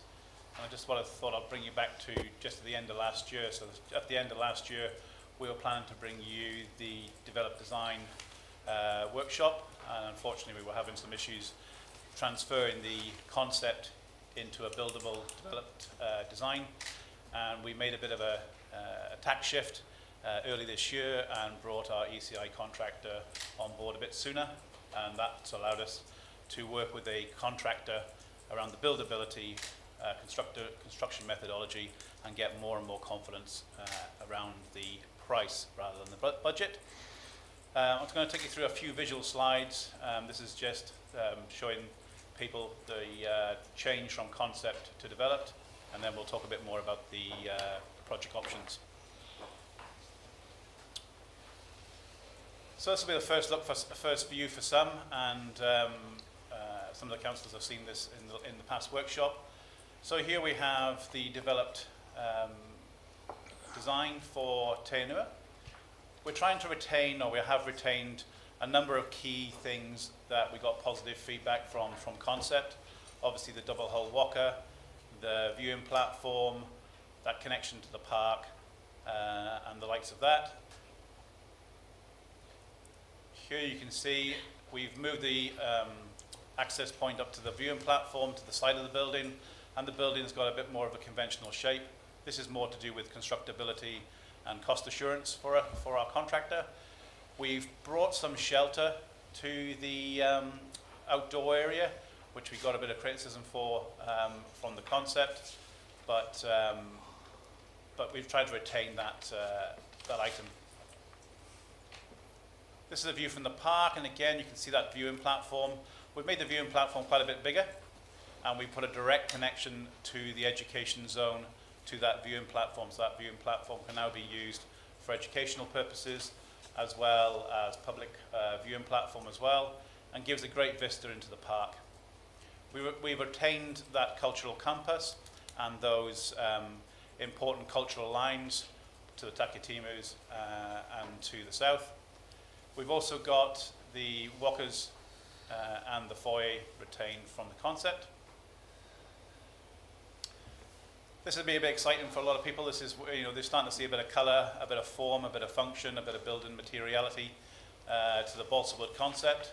As you can see now, those walkers are quite the impressive architectural statement at the front. We've moved around the entrances a little bit to improve flow and orientation for visitors.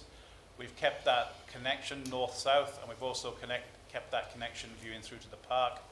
And I hope people appreciate the architectural look of the front. For a lot, this is the first time you've seen inside the building. This is the foyer, or what we like to call the living room. Here you can see to the left-hand side the entrance into the experience wing, or the west wing as we formerly called it. You can see the hull of the walkers up above. You can see out to the park and to the city, and it's quite an exciting place for people to gather. Now I'll take you through the options from the options report. So basically, option A has been cut into two versions, Rev 1 and Rev 2.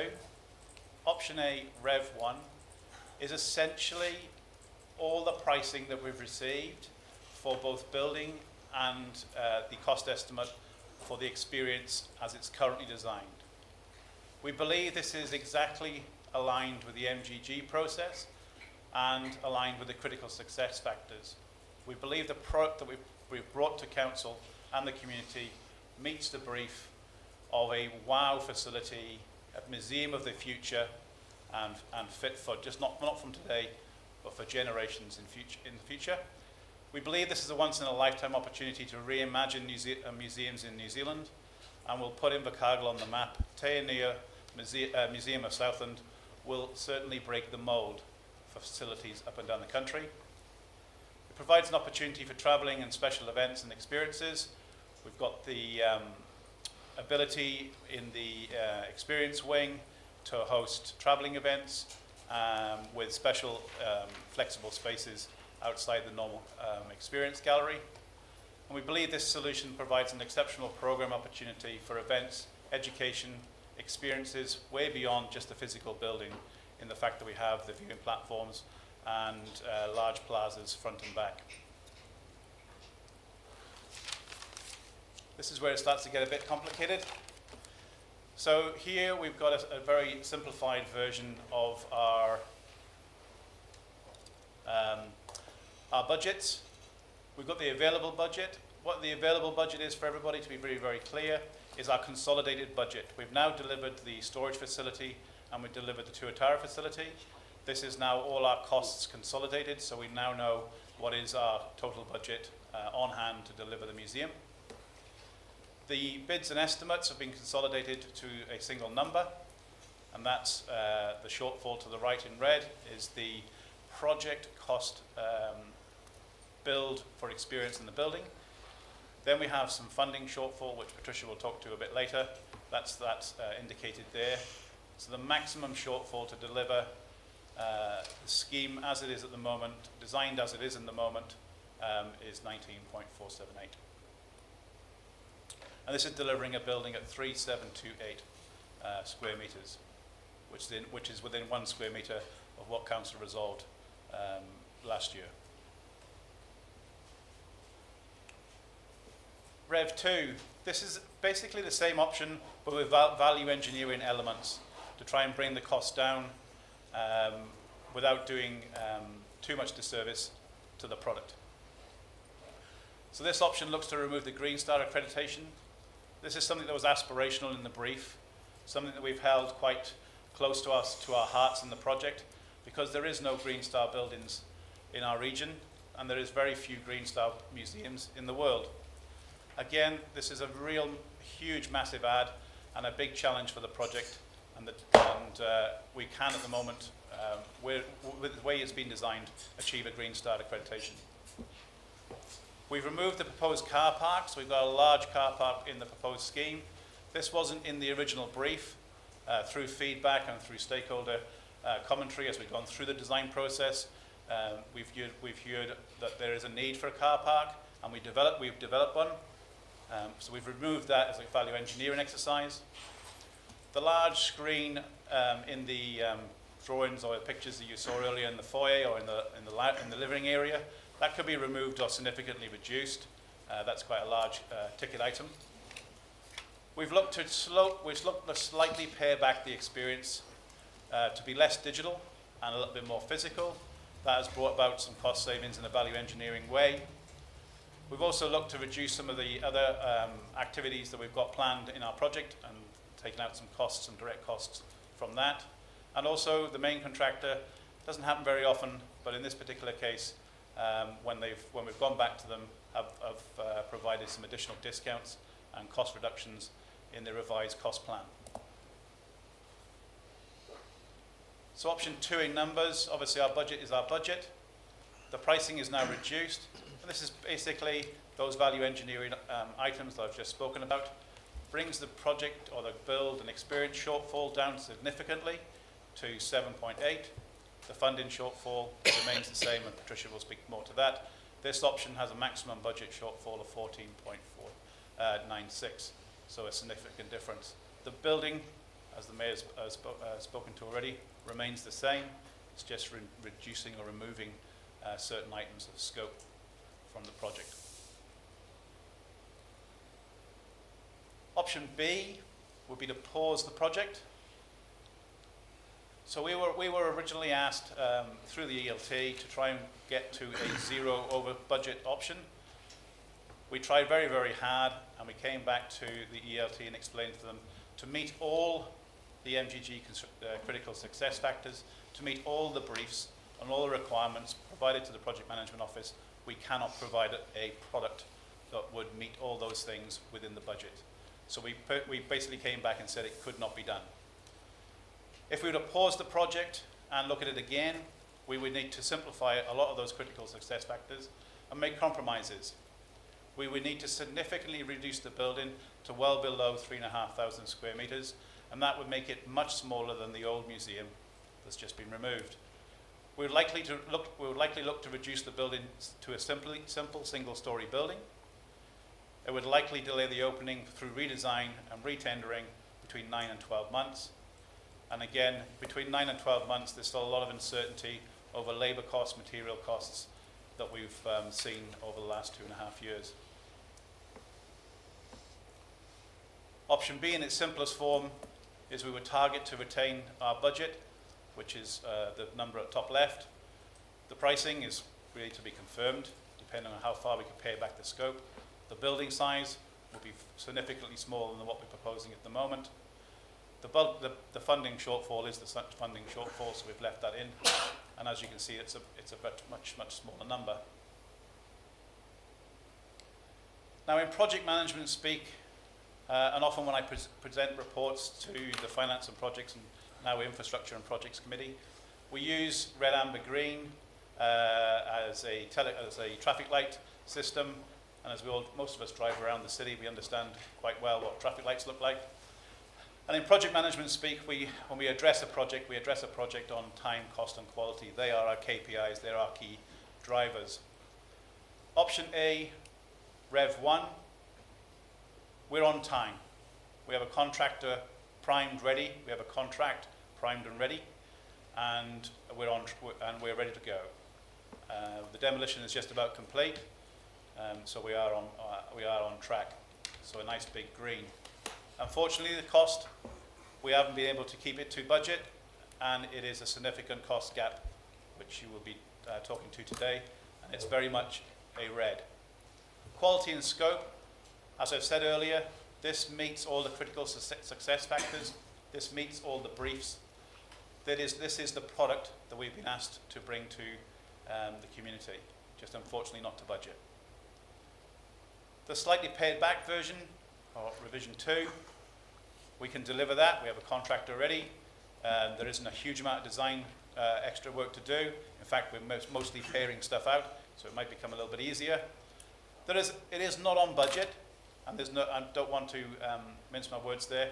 It is not on budget either, but it is a significant reduction in cost as to Rev 1. Quality and scope, it's a debate because it will bring about most of the things that the first version does, but removing a car park, removing the green star, those things were aspirational goals. The car park is seen as a good thing to do, as the right thing to do through some of the feedback we've had, and we've really stretch goaled everything. When we built the Tisbury storage facility, we built a regionally superior facility. We built a facility that is high performing. When we built the Tuatara facility, we built a Tuatara facility that was a stretch. It was future proofed. It was taking the husbandry manual to where it was going. We've always stretched goal. We've always done the best looking to the future. So part 2, if we don't have Green Star, if we don't have a car park, are we really honouring the other projects and the other mantras that we've taken for them? Option B, time, we would lose a lot of time. It would actually undo a lot of the work we've done over the last 2.5 years, and we'd have to try and reset and go again. Cost, there's uncertainty with time. We set the budget for this project back in 2021, and it hasn't stood the test of time. So there is a risk that as time goes on again, our new budget may not stand the test of time again. Quality, paring it back, we don't know what the quality would be like. We know we won't meet the goals and the briefs and the critical success factors that have been set for us. So we know it's not going to be the wow and the facility that the community have asked for. And that concludes that. Chair, would you like to take questions for Lee, or should we move on to the other presenters? The other presenters will be fine, thank you. Thank you. Then I'll hand over to Patricia to take us through the financial and funding implications. Afternoon, councillors. I do believe Lee's covered most of the budget issues. I'm going to focus on the funding. Now, I want to take you back to when we first put this into the long-term plan. Back in the 21-31 long-term plan, we actually had 13 million of third-party or external funding put in. We pared that back during the annual plan for 22-23 when we consulted with the public on what options they would like for the museum. In August of last year, when the concept design for the buildings was put forward, it was proposed to increase the area, in which case there was an additional cost of $6 million. That council agreed would be added to the third party and external funding to match that, and council would underwrite that. That took the level of external funding that we would need for this project from $11 million to $17 million. And that is what's reflected in the long-term plan that we agreed last month. As we sit today, with what we have received and what we understand to be committed but not yet agreed, we have a $6.6 million funding deficit. That funding was being used to reduce the net investment by council in this project. So if we were unable to receive the full amount of $17 million of external funding, there would be additional borrowing which council would need to do. So our investment, or the community's investment in the project, would increase by $6 million. And that's where we sit when we analyse these options, that should we not get any more external funding, we would be having to we would have to replace it. And when we came up with those numbers, we thought they were stretch targets. We also didn't expect the economy to change. So there is a risk, and continues to be a risk, that that external funding will not be able to be achieved, and council will have to underwrite any shortfall. I also want to remind councillors of the impact that this will have on our debt position. While we have debt headroom, it will mean an increased cost of borrowing. More that we borrow, the more we have to fund to service that and to repay, which actually goes to rates. So that's why the impact on rates of any changes is significant on such a project as this, because we are essentially just adding to rates through borrowing. That was my key points. Oh, actually, thanks, Erin, you reminded me. Those will, councillors, as I said, there was a slight error in the paper that was put in the public agenda. There was some rounding. We have provided, or you've all received by email that, and it will be adjusted, and it's the green highlight, as those that are online can see on the thing. There's a $500,000, so we've gone from a $14 million deficit to a $14.5 million deficit, as we double checked the numbers again this morning. Thank you, Patricia. As the ultimate operator of the museum facility when it's handed over, I guess I'd like to ask if Rex Capel has any comment to make before we move to the consultation aspects. I will, thank you, Erin. A couple of comments going back to the external funding conversation as well, and I just want to reinforce what Patricia has talked about with regards to the external funding environment significantly changing, I would suggest, in terms of both central government but also some of that corporate and local or regional funding support. Over the last couple of weeks, the team has been around presenting to the ILT and the ILT Foundation boards, the Community Trust South Board, and the officials from Kanoa, or Ministry of Business, Innovation and Employment, with respect to the Regional Infrastructure Fund. As well as that, we've had some informal conversations with some corporates who have been on the list over the gestation period of the project. And I suppose I just want to reinforce the critical message that is coming through from those funders, and then what that might look like down the track for this council, you as the decision-making body for what you will be signing off on. As you would imagine, there has been significant support for what council is trying to do with respect to the development and the wow factor and the opportunities that it will provide for the city, for residents, for the visitors, etc. But primarily, when it came to the $1 million question, is there any more funds in your pots? The answers were not categorically no, but were actually, we're pretty maxed out. Our funds are at the level that we can provide our community, are about at the level, so there's not a lot of extra funds that we can provide or look to support going forward. But never say never, okay? So there was the idea that, hey, we do want to support, but we're probably struggling to be able to do so, to the extent that we had a really extensive conversation with the MB staff around the Regional Infrastructure Fund, and really there is a desire to try and get that across the line, but the criteria at the moment is difficult for us to fit within that.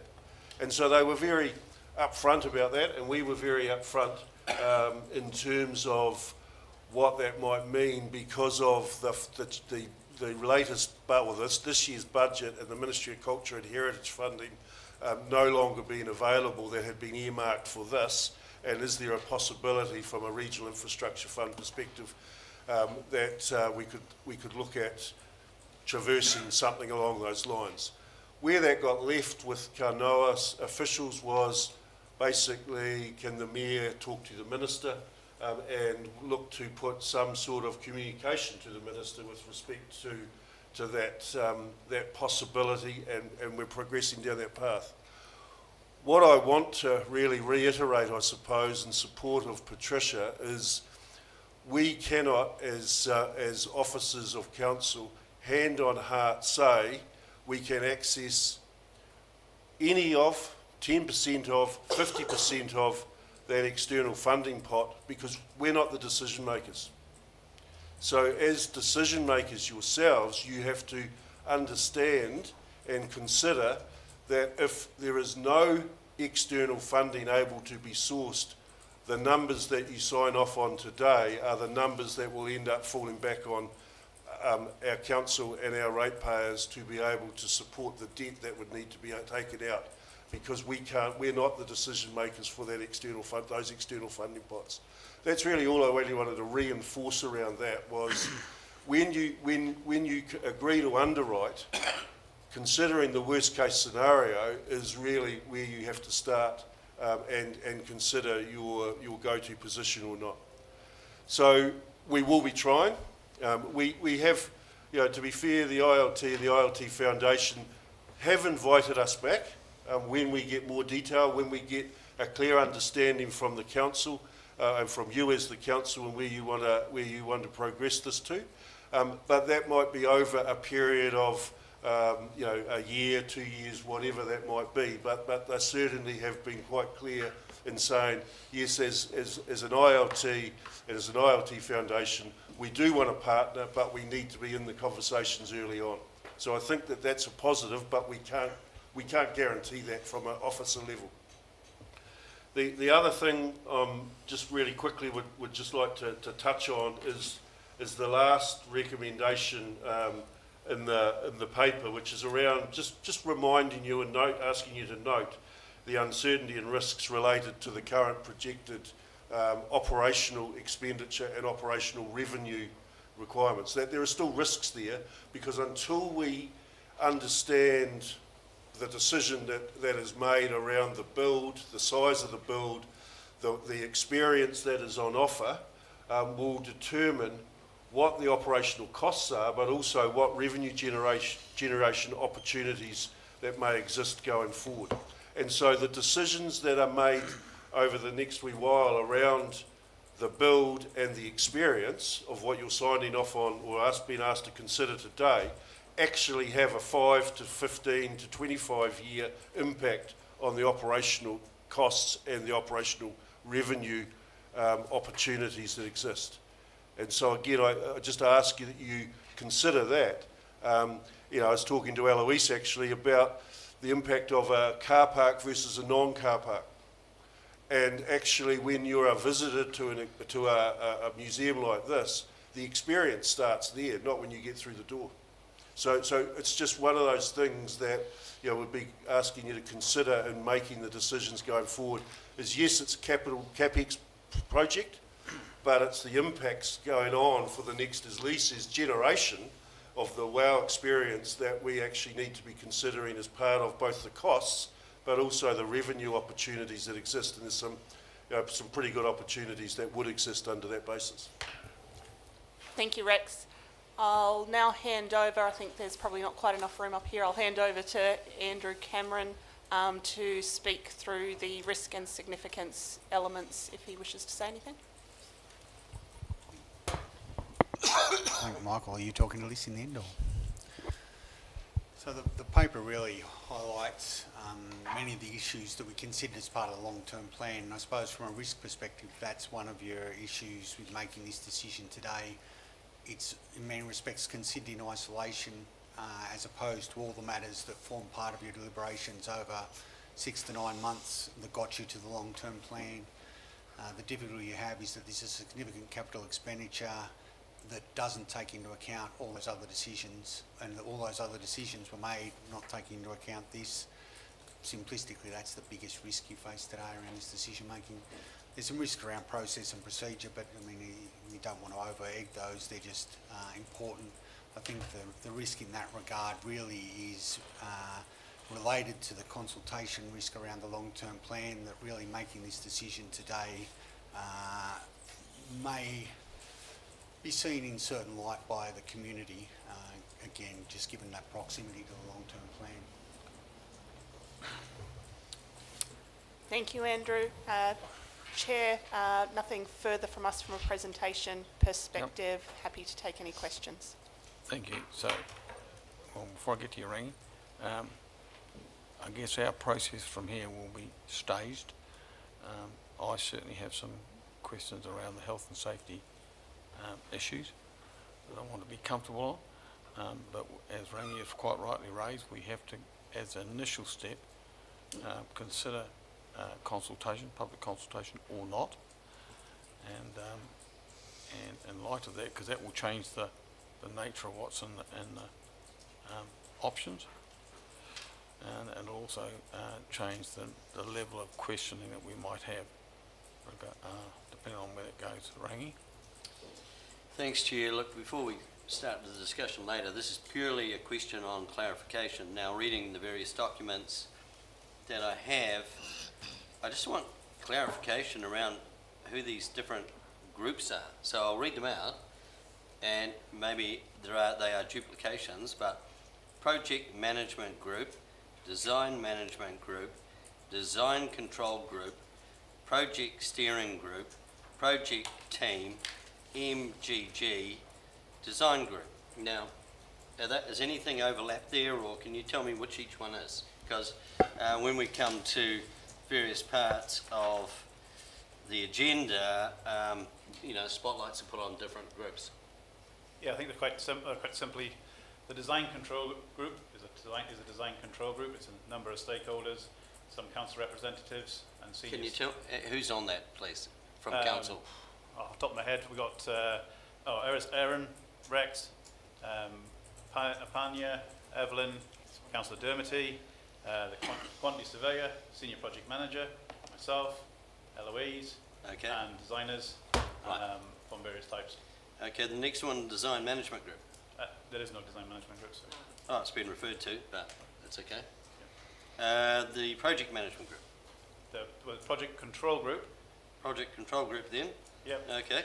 And that's the working team, that's project managers and staff on the doing, looking after demolition, looking after the day-to-day activities. And any councillors on that? No, no staff. No councillors on that. The Project Steering Group. Project Steering Group is Programme Steering Group or Project Steering Group, which has two different names, I suppose. That's majority of senior staff, and that's Erin, Patricia, Trudy, Rex, myself, and we look after and we talk to the entire programme. That's not just this project, that looks after all the capital projects. So no councillors on that? No councillors on that. So the only one the councillors are on are the Design Control Group? Correct. Right, the MGG, can you just refer to a lot, what is it? Museum Governance Group, that was the initial group established by council quite some time ago, back in 2021 I believe, and they were tasked to reimagine or create the reimagining documentation, which was the initial brief. And that I came into that group as I started at this organisation in 2021. Okay, and the last one is Project Team. That's just a general term for predominantly the working group or the working team, project team. Okay. Right. Okay, just so there's a bit here that says the Project Steering Group meeting were advised by the project team. I'm just trying to work out who, these are obviously two different groups. Predominantly from a project team point of view in the PSG, that'd be myself. Right, okay, two separate things. No, thank you very much. No problem. So, councillors, the issue of consultation is the first issue we need to resolve. And so I've had the opportunity to read the report 2 or 3 times. Tom and I have also met with Michael, Trudy and Rex last week, and I've had further meetings this week with Michael as well over what our obligations are in relation to consultation and what are the risks if we don't consult and where does that leave us open to. It seems to me there's 2 things in play here.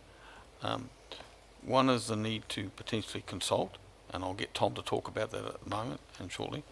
But there's also the other issue is, can we continue to do the build or the groundwork that leads to the build while we are in consultation? Or does that 2-month consultation push the project timeframe out? And I'll get Tom to talk to that again shortly because he's had experience in this area.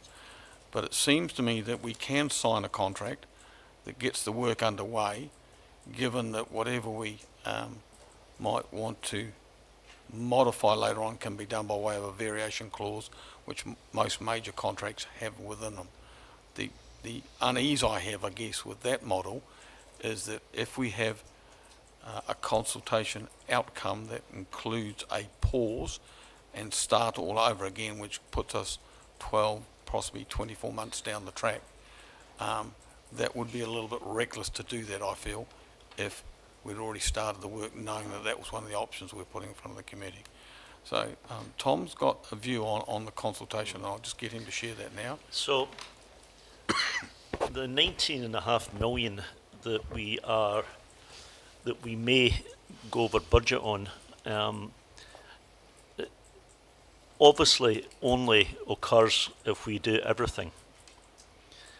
The original plan for the museum since then has been enhanced by really 3 things that have been referenced already by Lee. That's experience, the Green Star, and the car park. Now, if I look at the how much is in the budget for those 3, or the new budget, or the new proposed budget for those 3, is 18.5 million. So those 3 enhancements to the original budget are 18.5 million, but we're only 19.5 million overall. So in other words, the building itself, the actual museum, as we signed it off, is actually only $1 million over budget, not $19.5 million over budget. So I would argue on that basis that there is absolutely no reason why we cannot continue to build the museum, that the process of consultation that takes place should be consultation on those 3 specific enhancements, because they're the 3 things that we added after we went to consultation last time, and that's the experience, the car park, and the Green Star. Actually, to be honest with you, I would be inclined to just drop the Green Star. I would go to consultation on whether the public want a new car park and how much of the experience the public are prepared to fund.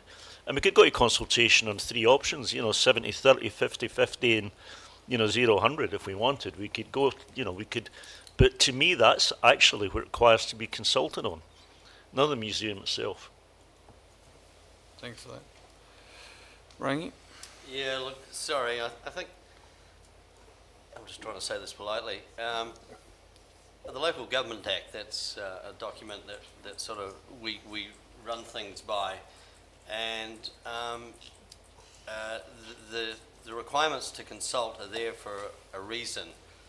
And what you've just described completely omits option B as an option to consult on. Now, the Mayor quite rightly pointed out that if we consulted and the public came back saying, whoa, we gave the opportunity back in August last year and now you're saying this, we want you to pause and deliver it at that price, then, sorry, what you're saying is not right. You've continued on doing this other stuff. So, in your opinion, true consultation is to consult on those options. No, it's not. It is.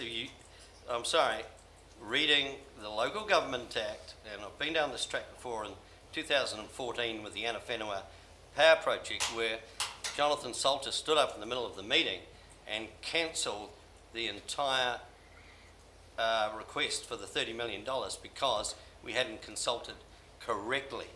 Now, if we're going to put ourselves in the firing line of a judicial review in the courts because we didn't take the time to consult as the Act specifies, then we're not doing our job. Sorry, we're going rogue, and I can't accept that. We do not just consult on those 3 minor points of the $1 million. We consult. 18.5 No, Sorry, no further discussion, just, I'll Yeah, just. well, no, let the him- extra Let Rangi that finish. grows at $1 million. 18.5. We are not consulting on option B, you said.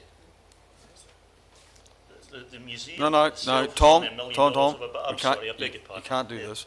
So the option to consult properly, I believe, is an absolute necessity. So as chair, I'll comment to that.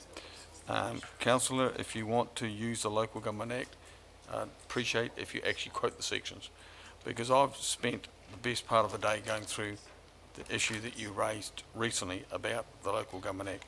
So, for all the benefits of all councils, I will go through the provisions of the Local Government Act. So the areas that prevail are section 14, 78, 80, and 82 in particular. So 80, which was the one that was referenced by Councillor Pottinger at a previous meeting, is quite short and very succinct in what it says.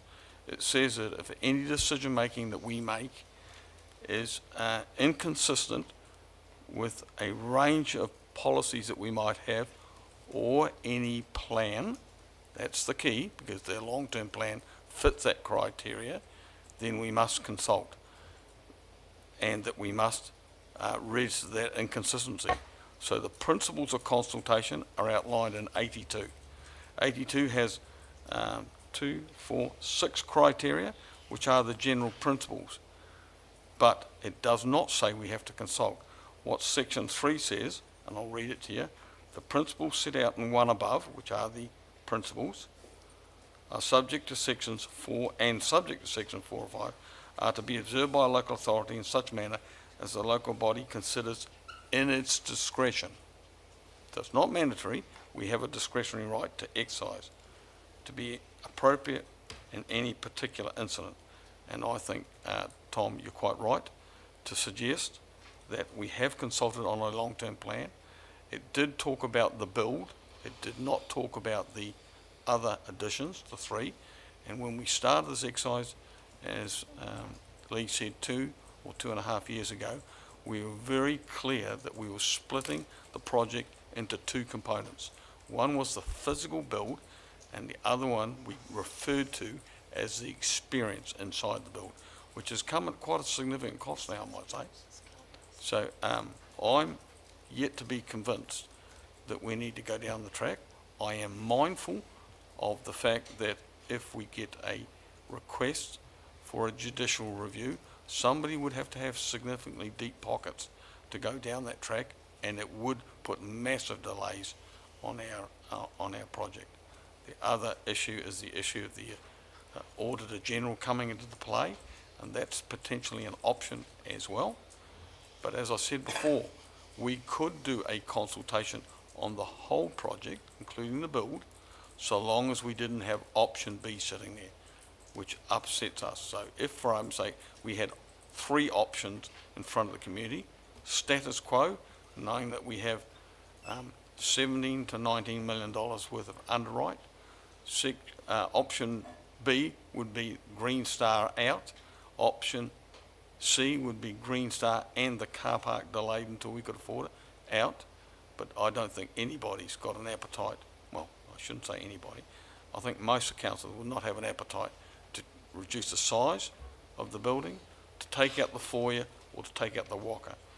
And regardless of the advice that we got from Rex about the operating costs, which I'm acutely aware of, I don't think removing a car park, Green Star, walker or foyer will significantly change the operating cost as we go forward.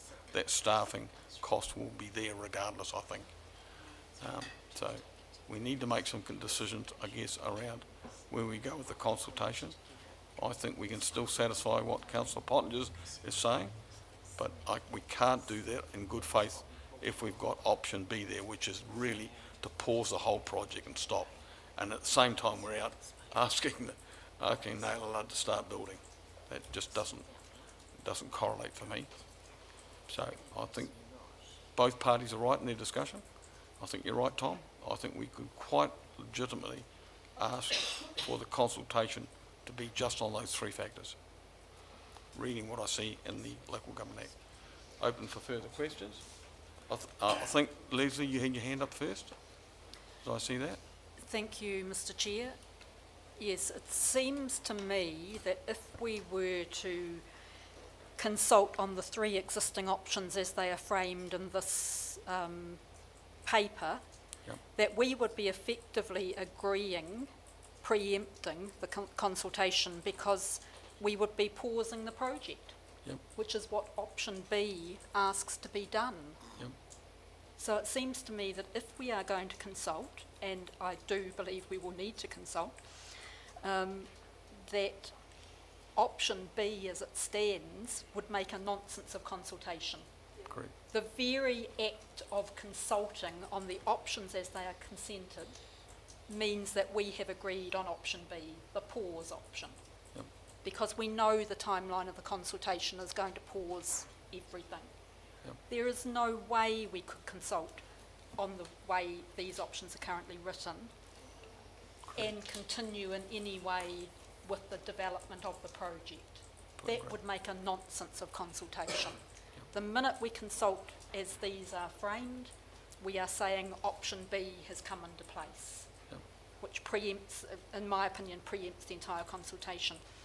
I think it would help those on live stream today if there had been a little more detail presented, and our staff may be able to do that now, on the difference between option A version 1 and option A version 2. So I think what people listening on live stream will have picked up is that the greatest elements mentioned there were the car park and the Green Star. I actually think it would be helpful to this discussion if a little bit more detail could be given on exactly what the car park consists of and what the Green Star means as the greatest difference between the two options, 1 and 2A. Yep. Could I invite our staff So, to give and a little bit more clarity? I can help a little bit with that. My understanding, because at the end of the day, this is a financial impact that we're dealing with here. If we had the right money in place, we would just go with the status quo and we'd have Green Star and we'd have a car park at the front that met our current needs. The issue is financing. And so one of the things to keep in mind, I think, is that while our staff advice is that we may need to borrow more, and borrowing comes at a cost to net debt and it comes at a cost to future rates. I'm not a supporter of that viewpoint. I think we've lost sight of some other options that we have available to fund. One of those options is to sell Don Street. Now, while that loses a small revenue stream for us on an ongoing basis and leaves us with some debt, I think realistically there is $11 or $12 million to be had in that sale alone. Put alongside that the PowerNet sale, if Holdco are of a mind to give us a dividend, as we requested, and we all sat there and listened to Brian the other day, and I was really impressed with his openness about that. That's potentially another 5 or 6.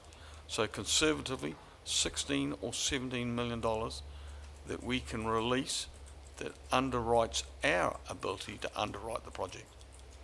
And I think we're just too nervous about this. If we don't get much more out of Kanawa, and we'll certainly get nothing out of CETOS, they've given a healthy amount already, and we get a little bit more out of ILT, but nothing else out of the other people we may approach, we may be facing 14 or 15 million dollars by my assessment. And that's a rule of thumb. We can afford that. So you're right, Leslie. I think it would be helpful to Lee when he sits down and to just give us a brief overview of the Green Star and the car park. And before I ask you to do that, I understand that the Green Star impact is about $1 million to get that.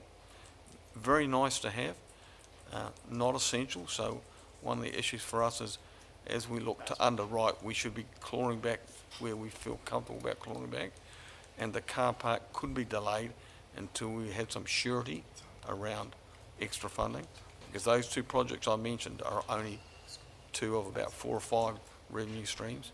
We have other ones as well that are probably matching the same sorts of figures. Yeah, So Lee, if you can just tell us about Gold Star and tell us about the car parking issue. yeah, sure.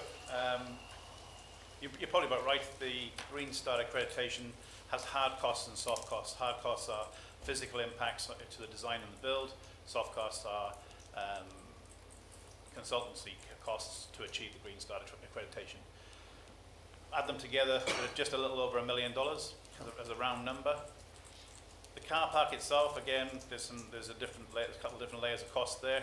Without the car park, though, we wouldn't get Green Star. So there's parts of the car park, like EV charging and things like that, will give us points that go towards Green Star. So without the car park, you're not likely going to get Green Star anyway. So I just want to be very clear about that. The car park is about $1.5 million, closer to 2 million, as a round figure, and that's to do with all the pre-work, earthworks, and establishing the car park. And that's them in round figures, really. Probably 2 million-ish for the car park, probably a bit more, and about $1.5 million for Green Star in all round numbers.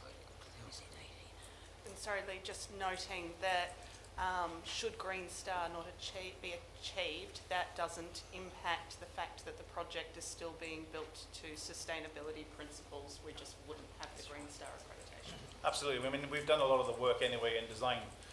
That's how we know we're going to achieve Green Star. So we've done all the legwork, we've gone through all the assessments, we've designed it to achieve the Green Star award and accreditation. So just not having the certificate is basically what we're not going to have. The sustainability and all the whiz-bang smart stuff, we would still want to try and build that in. Okay. Barry. Mr. Chair, just Sorry, Leslie. can Lee, just for the people listening on live stream, just say where is the car park planned to be? Because I think that's a question that many of the public have asked. Where is this car park? Oh, sure. It's in the Kelvin Street side of the project at the moment. There's a large car park, or there was a large car park area there that people used to park on and then go off to work. I think that's pretty common space opposite. I think they call it the Jessie Calder Gardens. So you've got a car parking area there. We're looking to move into that area where there's some large macrocarpa and oak trees. At the moment, in that area is where we're looking to increase the car parking. Now, we did have a parking report pre-project to say that the on-street parking may absorb most of the parking, but we took some of that parking away when we developed the design, and this is a bit of a push towards the extended car park. So to clarify for listeners on live stream, the car park would partly be on reserve land? Correct, it's on the, I think, Greenbelt zone is what they officially call it. Thank you. Barry. Yeah, I'm interested in the external funding. We're doing a real cultural experience in this new museum. Has Ngaitahu been approached for funding for this? We're supplying the wood. We are still, as we said, we're still working through a number of potential funders, and Ngaitahu is one of those. And Barry, I think my take on that, talking to some of them as well, is that with the cost of living impacts that a lot of these potential funders have anyway, there's not the sort of level of discretionary funding that they would normally have. I think even some of our bigger players are saying that to us now. So we have to be mindful of our ability that we might have to underwrite. But I'm not fearful of that. I think we can still get it done. Alex. I just had a question, and it was probably more for Lee, who's just left the room, but or potentially even Rex. But the Green Star, by having that accreditation, does that offer any OPEX reductions? No. You there, Lee? So what was asked there, Lee, was with the Green Star capacity that we have, if we do accept Green Star, Yep. does that abate some of our operational costs? Technically not. Because it would be just... Yeah, so, technically not, it's basically not, we're not achieving the Green Star, or we're not going for the Green Star accreditation. The design's been done in that vein. Yeah. If there was some costs that, the contractor may look at some of the equipment now if we don't elect to go Green Star. Yeah. We would have a very small, if any, operational cost impact. So all the smarts have been designed in now. And then I guess my follow-up question would be, going between revision 1 and revision 2, is it likely that we would, is there quite a substantial amount of revenue that would be generated by going or continuing with the Rev 1 with 19.5 million, or are you expecting a considerable amount reduced revenue from Rev 2? Anyone who would like to have that? Is it even able to be quantified at this point? I think, sorry, Rex did talk about, Eloise would say, having a car park, having a large car park at a facility like this makes it more attractive, makes it easier for people to come to it. If you turn up at a facility and there's no parking, you carry on. I suppose that's probably some slight possible impacts that way. The Green Star piece, it's the only Green Star facility in the region. There's maybe some opportunity through that, but very hard to quantify that as a number. Okay. Trish? Is it intended that we charge for cars at the car park? Is it intended that we charge? We haven't designed to charge at the moment, no. All right, so that's not, by not having the car park, we're not losing that operating funds. Thank you. Nobody else want to having some input there? Steve, yes? Thanks, Chair. Just coming back, I guess maths wasn't my forte, to be honest. Just coming back to Tom's reference to the 18.5 million. Green Star car park, large screen, some experience elements. We're still just looking at around $5 million represented, right? Because that is revision 2. So $18.5 million. I'm just trying to. Well, it's a whole 13 million for the experience. There's $13 million in for the experience. Okay. Yeah, cool. Yeah, that's fine. Peter? Yeah, thank you, Mr. Mayor. A couple of things I'm trying to get my head around here. You look at that magnificent building that the licensing trust built, the Langlands Hotel, at a cost of 52 million, fully fitted out. Here we're looking at a one or say the 2-story museum. It's going to cost 10 million or 20 million more than was spent on the Langlands Hotel. Also, do we need a large museum? Should we downsize or scale back? The reason I say that is because only about 5% of our collection is on display at any one time.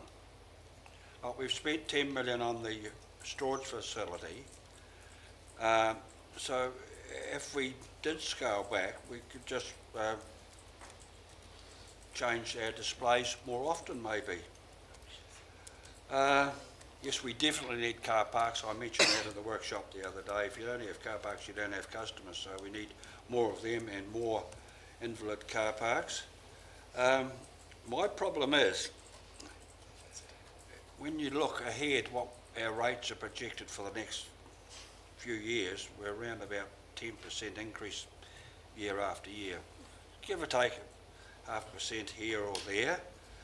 I've got to say here now that of the people that are on the pension, that are our ratepayers, 40% of them rely on their pension alone to live.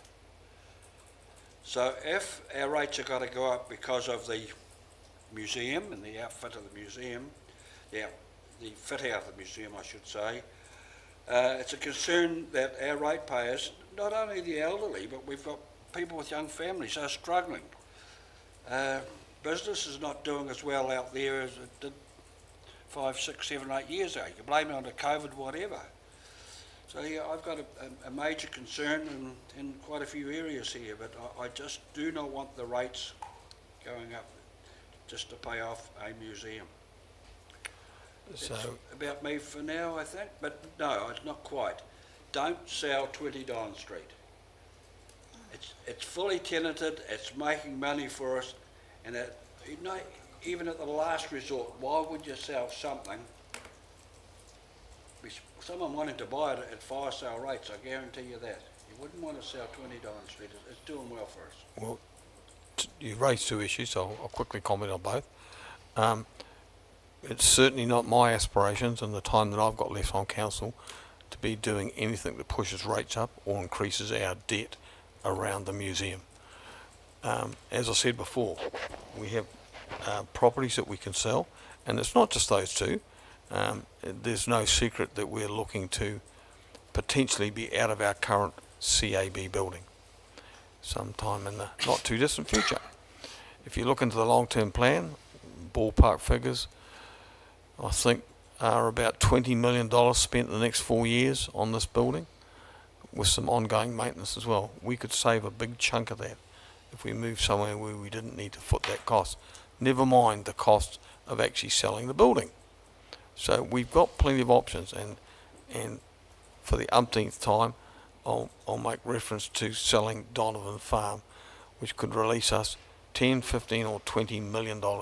So we have a range of options that don't increase our debt and don't increase our, our ability to go up. Certainly, I've had overtones from people that are interested in buying Don Street.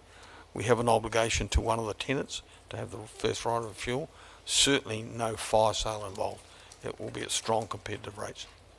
And we lose some ongoing annual revenue by that, but at the end of the day, is it better to sell an existing asset to get an even better asset? Or do we just hold on to that asset and then have a whole lot more debt and a whole lot more on our rates? And I don't think that's where I'd want to go personally. Yes, Mr Mayor, thank you for that, but with that asset of 20 Don Street, we're Yep. getting income off it annually. Yeah, We're not going to get not a income lot. from the museum. Well, we know that, but if you want to fund a museum, you've got one of three ways, well, one of two ways really of funding it if we don't get third-party funding. We either increase our debt and we pay for that ongoing for a long period of time, or we find some new revenue. And just like people do in the commercial sector and people do in their private lives, sometimes you sell something to get a better result on another asset. But, you know, we've got some options there, and I'm not fearful of us racing ahead with option A with the Green Star out. But anyway, the issue really is, do we go to consultation over the current suggestion that's in the paper that's been given to us, or as Thomas suggested, do we not go to consultation on that, but shortly go to consultation on the experience, which is really the three factors that sit over and above that, given that we're not far above what was in the long-term plan, which didn't include the experience because we didn't have a handle on what those costs would be. And I'm open for the discussion about that, but we need to make a decision on that. Well, just a point of order, Chair. The long-term plan was based on our decision on August 22nd. That's what it was based on when we approved the extra $6 million to a 1225 project of 71.5. Yep. That's what went in the LTP. Yep, I understand that. Got the LTP right in front of me. So it wasn't just, and the dialogue went with that, had all the wow factor and everything included. So if you read the agenda from August 22, that was all included. What we're looking at today is purely overrun. So this, we already had back in August last year a complete museum to do exactly what we wanted. That's what we approved on August 22nd. That's not the advice I'm given. So, Patricia, your question to answer, long-term plan, I understand, and correct me if I'm wrong, did not include the experience within the new build. It was really just the build itself. The total of 74.1 included an aspect for experience. The 6 million was added for the build only. It is subsequent to the LTP that we've understood that we now have some cost estimates on experience that are higher than what we had allocated within the 74.1. Yep. But when we talk about a $19 million shortfall, we're not talking about 19 million over and above the 74.1. Yes, we are. It's Yes, not. we are. Well, hang on, slow down, because your GM just shook her head. Just one moment, Chair. Sure.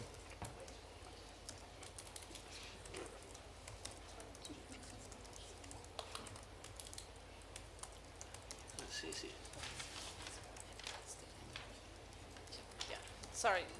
Sorry, Mayor. So the build and experience shortfall is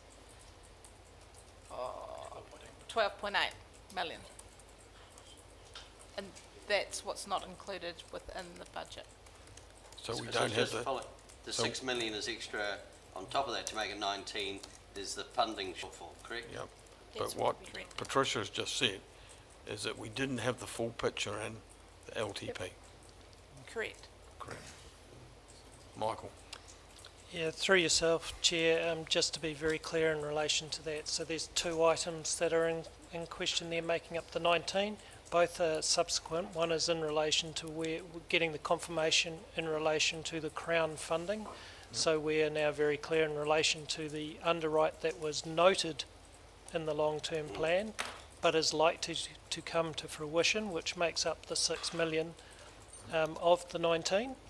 And the additional amount that we are talking about today, which makes up the total of 19, which is nearly 13 million, is the additional cost associated to that's come through with the detailed design component.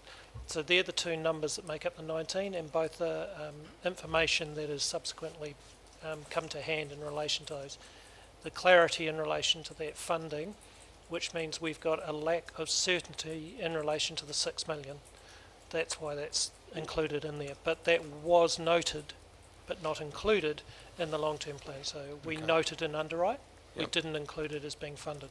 So, Chair, just to clarify Sure. my point of order is that going from August 22nd last year, the increase on that amount we all agreed on back then is 13 or 12 point something million, correct? Yep. Is that Michael?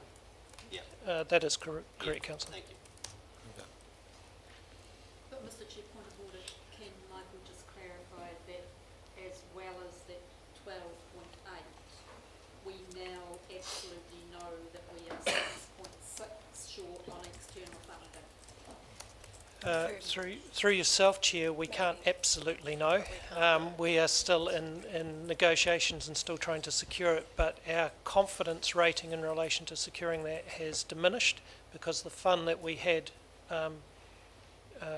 targeted in relation to that no longer exists. So we are now having to find additional funding sources. And we, at this stage, do not have any. So the maximum budget shortfall that's listed at 19.4, 19.5 is the 12.8 mil, that's the build and experience shortfall, plus the 6.6, that's the external funding shortfall, and it's the external funding shortfall we're not absolutely sure of. It could turn out to be 3 or 2, or possibly none. That is correct, Councillor. Do we have any likelihood of when we might be clearer on that figure?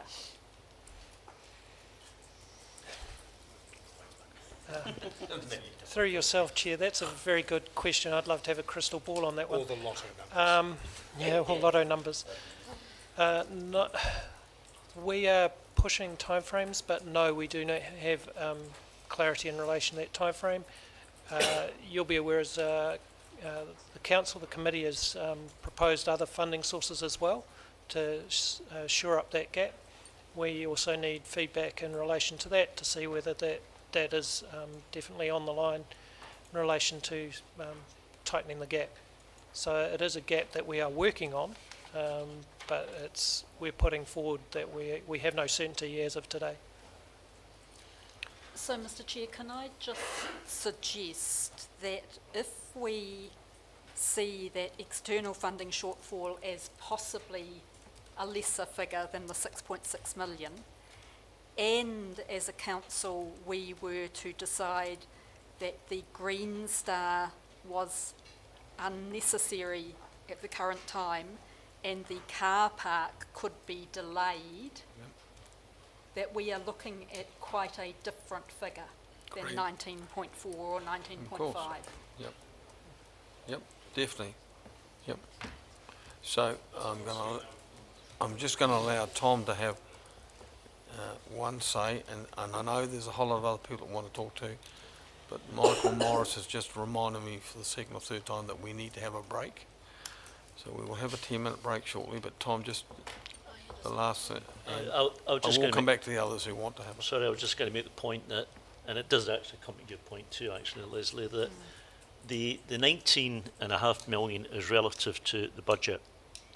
So this morning I did ask actually what was included in the budget. Car park was not, the Green Star was not, and there was only $2 million allowed for the experience. That $2 million for the experience, which was about design, if you strip all of that out, then that was where I got the 18.5. So relative to the budget, now we're not talking now, but relative to what we might have said in the LTP, relative to the budget, there was not the, was it 13 million that's in here, there was only 2 million. Through you, Chair, if you don't mind. I don't want, because it's a public meeting, I don't really want to get into the macro and micro of the budgets because we have commercial contracts with people. For experience, we had a fee element and we had a build element. Both those elements together were $11 million. So we had for experience earmarked when, Mayor always talked about this, we've always approached the project in a build component and experience component.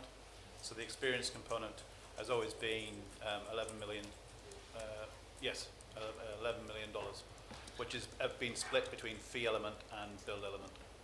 The response I got from Erin this morning, I'm sorry, I don't want to put you in that.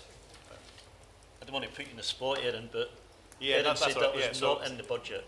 Yeah, so the response back to you this morning, there was an element that was designer cost. 2 million. Yeah, and then there's an element that was build element 8. Which says it's not in the budget. Not on budget. Not on budget. It says not on the budget. Yes, we're not on budget with that element. Not that it was included in.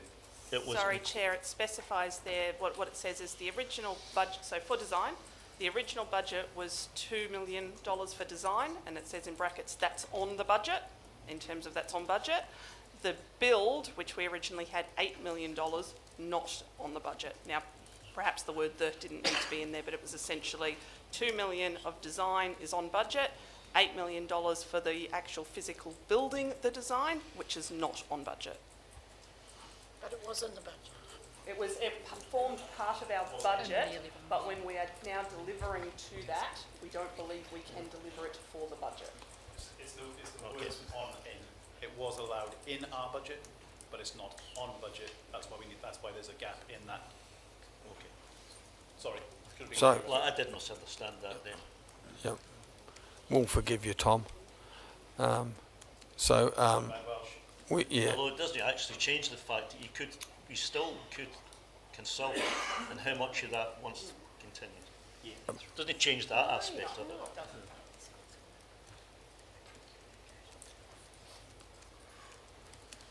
So we need to have a break, I'm told. So we'll have a 10-minute break. And then I've got Grant, Trish, Hania, Darren and Alex all wanting to talk to this. Darren doesn't want to anymore. He's starting to think about going home. And I guess where we've got to come to is, do we need to consult? Well, clearly under both scenarios, we have to consult, be it on the whole project, which includes the build, or as Tom suggested, on the 3 elements. But we need to be mindful of that option B, which, as Leslie has said, and I've said as well, will complicate things if we have that there.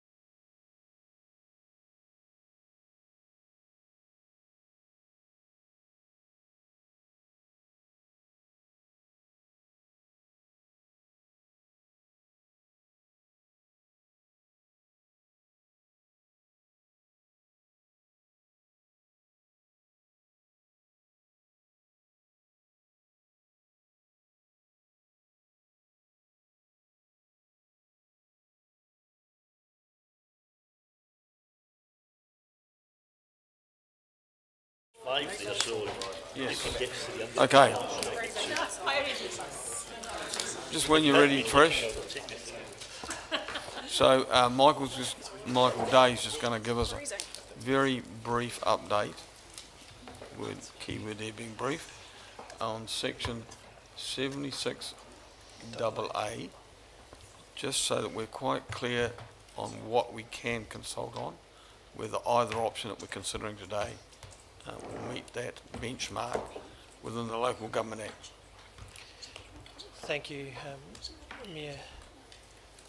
Council, I'd like to draw your attention back to there has been some discussions around the Local Government Act, and I think the discussions we've all been focusing on have been around 80 and through to 83, which is all around your consultation. I would highlight you've got to go through your decision making before you actually get to the consultation component. It's actually your decision making that leads to that point. And the reason I meant that the Mayor mentioned 76AA is 76AA is where it starts in relation to your decision making. That's where it requires you to have a significance and engagement policy, which you have in your long-term plan and you have in your policies online. That's what highlights in relation to your decision path from there on. So it decides, that's where council makes their decision in reference to, and I'll call out the 5 things that they are. So the 5 key things in your significance are importance to the ICC, community interest, inconsistency with existing policies and strategies, impact on the council's capability and capacity, capability and capacity, and the cost to council. Council needs to assess those 5 things on a scale to assess whether it's actually significant or not before it then decides what the next course of action is. Staff will provide a recommendation on those 5, which is what you see in the report, which led us to the consultation component that you have in the report. But I will highlight that it is the council's decision that is final in relation to that.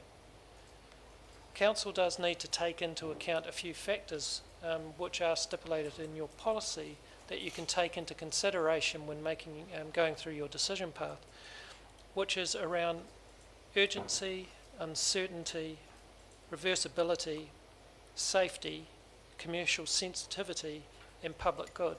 You need to consider those things as a council in relation to your decision making going forward. That is important because 76AA then leads through. That leads, do you consult, do you not consult? That's on a scale. You have to also take into account what you've done in your prior decision making that's led to that, and that's where items in the Local Government Act like Section 80 come into account, inconsistent decision making. Within that, we have looked at previous decisions that this council has made. Now, not all factors will be the same in relation to that, and that's what you need to take into account.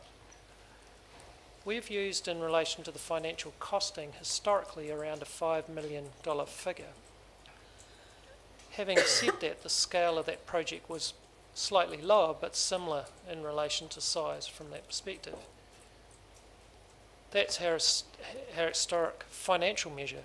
This particular project has other components relating to that, which is community interest.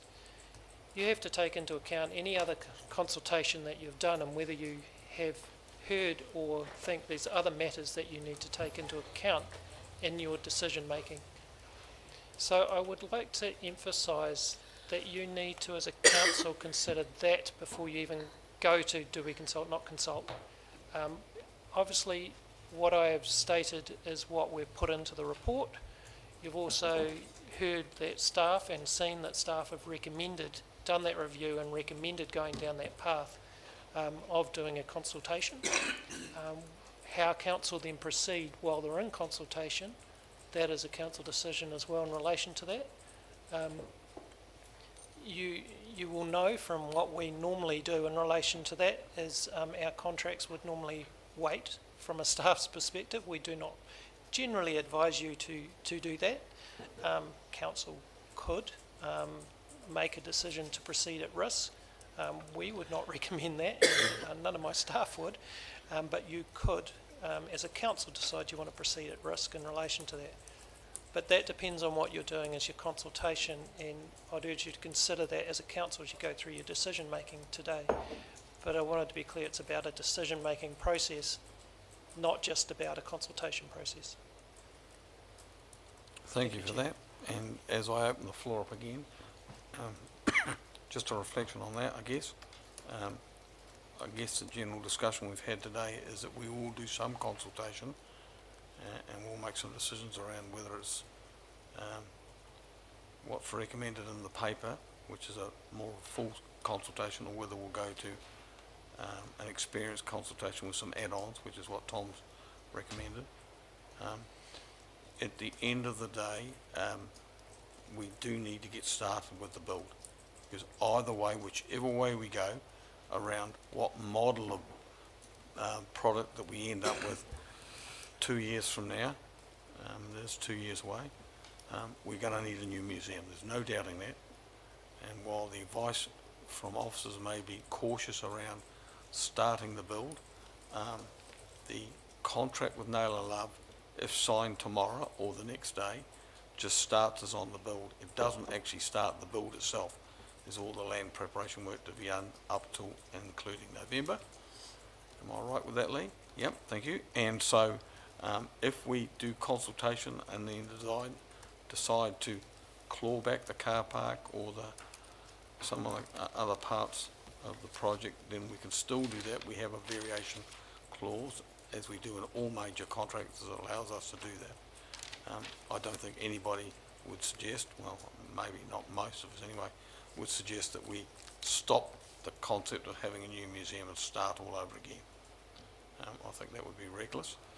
So open for discussion about, I guess, what is the nature of the consultation, which pathway do we go down, and if we go down the former one, which is the one that's in the paper, do we still include option B, which I just think doesn't fit with us continuing to sign up Naylor Love and get started. If we don't get started, we're going to be 3, 4, 5, 6 months down the track in a delay.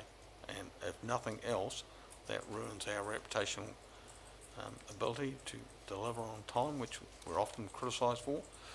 And secondly, it opens us up for more potential costs.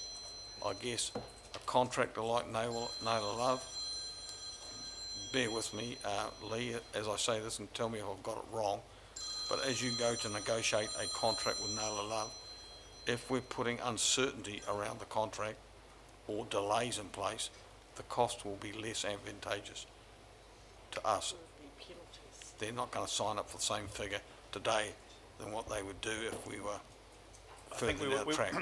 I mean, within the costs or the cost plan that they've provided us, there's a time penalty, so the longer we take to make a decision gives them the opportunity then to reprice. Yep. At the moment, the vast majority of their price is fixed price. Yep. There is some provisional sums in their price, but the vast majority is fixed.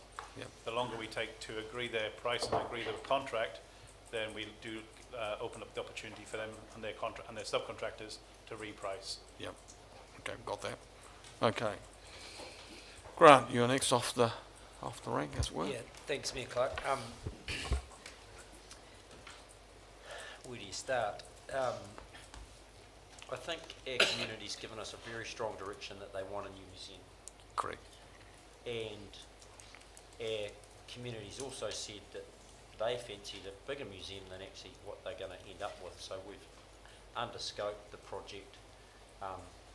But as we've all seen, and the public will continue to see, that we are going to have a pretty fantastic museum, and I think that's what they want. So I think we've got to challenge ourselves around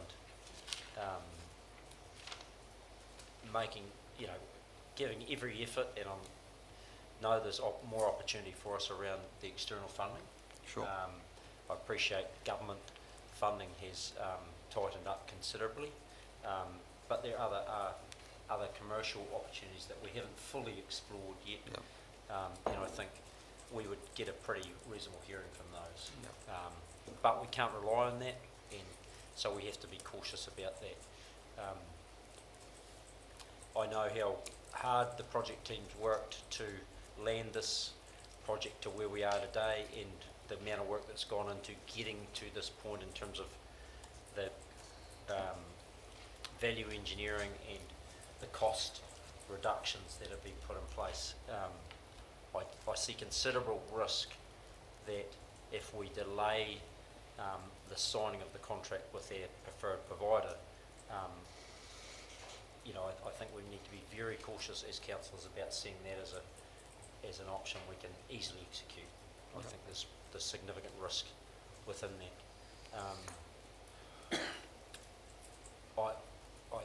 I think therefore what we need to do is we need to, you know, what Michael's just outlined around the reasons for consultation, to me, but I'm interested in what other people say. I hear that we probably do need to consult, but I think we need to be very clear on what we're consulting about. I do not think we are consulting on stopping a museum project. I think we are consulting our community around what options they would like us to take around where we get to with the forecast costs. Sure. And I think the staff have done a reasonable job of outlining that. There'll be some more detail that we'll need to flow through to make sure our public understands what actually we're asking them for. But I do not believe our community wants us to pause the museum project. In fact, I think there's a significant risk for us as a council if we go to them with that option. Yep. Reputational risk. They've given us a very clear mandate. They want this. It's going to be a fantastic resource, and we just need to make sure we check in with them again through consultation around that final piece, which is largely to do with some of those controls that are already on the car park, Green Star, and experience. So. And you're right. Look, I had a meeting with Jackie Flutie today on another issue, but I did mention the fact that we had this paper in front of us and potentially might claw back or even delay.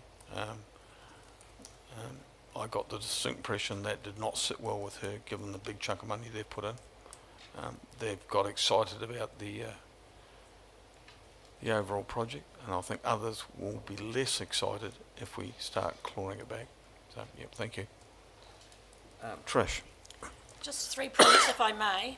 First of all, we're building a modern museum. So, Peter, we won't have a lot of artefacts on display or have a smaller museum.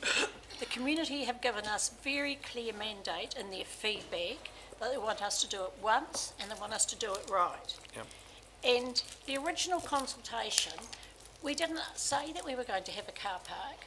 So why do we need to consult now and say we're not going to have a car park? I mean, I believe that that's sort of just a red herring. I mean, I know it's expensive. If we choose not to do that, then we can do it in the future, but it's no different than the consultation. We are building a museum that is modern, that will continue to be modern for a number of years, and that is what the community asked us to do.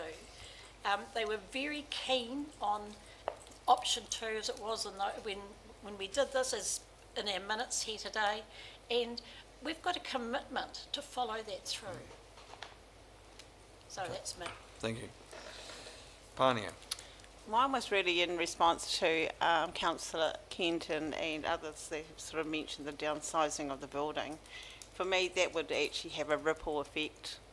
The proposed removal of the foyer would reduce our revenue.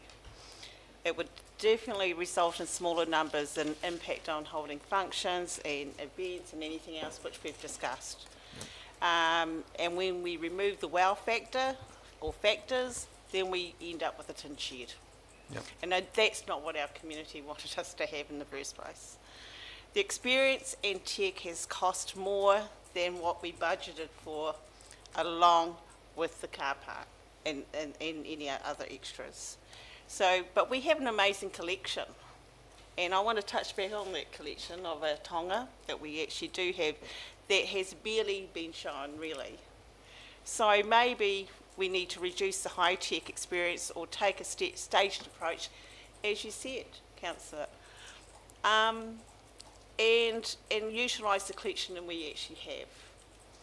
Like the car park, maybe we pause until funding is available, but I do think that anything that's new, you know, we should be consulting on. But however, I can't see that that should stop the build at all. I think we just, you know, that's something I think we need to continue moving forward with. Okay. Thank you for that. Alex. Oh, thank you, Mr. Chair.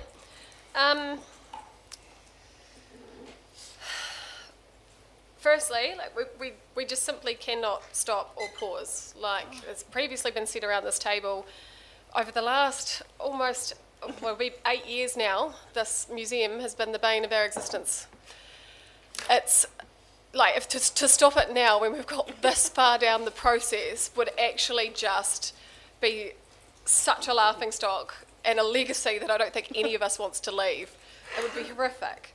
Yes, we've had the conversation and there's been a lot of sense testing about this Green Star piece and the car park. Quite rightly point out, if we didn't consult on it, why are we including it? I don't know. We might get to the point where we decide after consultation that those are the pieces we remove. Cool. We may have that conversation at that time. Right now, we're just talking about what we're going to be consulting on. Is the conversation that we actually need to be having and what we go out to the community with more of a conversation around what we are looking to do, what the plan would be to offset some of this additional cost? Like the Mayor's quite rightly pointed out, there are other options, whether or not we're looking at, in the report, looking at ICHL, asking for an increased dividend, looking at potential land sales and that kind of thing. Because if we go out to the community and we go, hey, yes, it is going to cost us more for this, the delivery of the wow factor or the delivery of the museum in its totality, then, you know, we're also looking at exploring these avenues to offset that for this. And would you rather have a couple of acres of bare grass here, or would you rather put the funding into the museum? I think we're also dangerously dancing around a bit of a point where I think it was the Deputy Mayor raised that, well, we can just potentially not consult because we've already said we've already committed this much amount of funding and the rest of it could just be consulting on experience. When we went out for consultation around this, and it was overwhelming the amount of feedback that we had that was so pro going the whole hog and making sure that we were doing it once, doing it right, as has been said as well, that if we go out and say, well, you know, actually we've got the box and this is how much it's going to cost for the box and the building, you're really just painting the community and going, oh, well, you can have your box, but there's nothing in it. You know, like there's no experience. The entire time that we've been speaking about this museum, it's about that digital element. It's about being able to have our revolving stories, being able to refresh the space, being able to ensure that this, whatever this building ends up being with the experience inside it is actually fit for the future and therefore doesn't need replacing too soon and will actually just be something that we're really proud of. Hopefully, in that, with the experience being at that level that we've, you know, committed to doing, that will come with revenue generating opportunities, therefore offsetting some of the costs that we're going out to seek for the shortfall at the moment. I just really don't want us to lose sight of the fact, yes, there are very scary numbers, and yes, it is a really horrible time economically at the moment, but any dollar we don't spend today on this is going to turn into $50 tomorrow. It's just, it really is the do it once, do it right. And, you know, everybody's got generations in this room that will benefit from this facility. But like for me and my daughter and my community, I know that if we don't do it now and do it the right way, then it's just, we're going to, you know, be disappointed, I suppose, that we didn't take the leap and make sure that we did. Thank you. And that's my 5 cents. Rangi. Probably a bit more like 5 cents. Thanks, Chair. Look, I just want to go back to August last year when we nailed this, and the reason it's important to me is I was the mover of the motion. I still remember the article the following day by Michael Fallows saying we spent 22 minutes debating whether we have of in Southland Museum of or just Southland Museum. 22 minutes on that, and it took us 90 seconds to approve an extra $6 million for the museum. But we all did that. We all approved that $6 million quite rapidly because the report basically said and I'll read it because it's so important. Through this process, the quantity surveyors have been recording and updating the cost plan. The project team has robustly challenged the design team through several iterations of the building concept to ensure value for the community while retaining the wow factor council was looking for when we started the new museum. The additional construction budget of $6 million and change is sought to align with the concept design. This would bring the total cost of the 12-25 project to $71.5 million. Okay, so I want to go to June this year and the Finance and Projects Committee, and we have these things in there called PMO dashboards. Now, you'll remember those because they're all coloured lines and stuff. Well, in there in June, it said that the museum was on track and that the commentary, and in fact, it had a contingency still available of $5.5 million. There was no hint in June that there was any problem whatsoever. We read those things. Isn't that what the project committee is for, to sort of update us on our projects? And the commentary that was associated with the June PMO is building design development has tracked well since moving to the contractor model in April. The experienced design has also developed well, and concepts for the stories of Southland are coming to life and being costed. Demolition is also tracking well, blah, blah, blah. So everything's rosy. We're sitting there reading these reports, it's all good.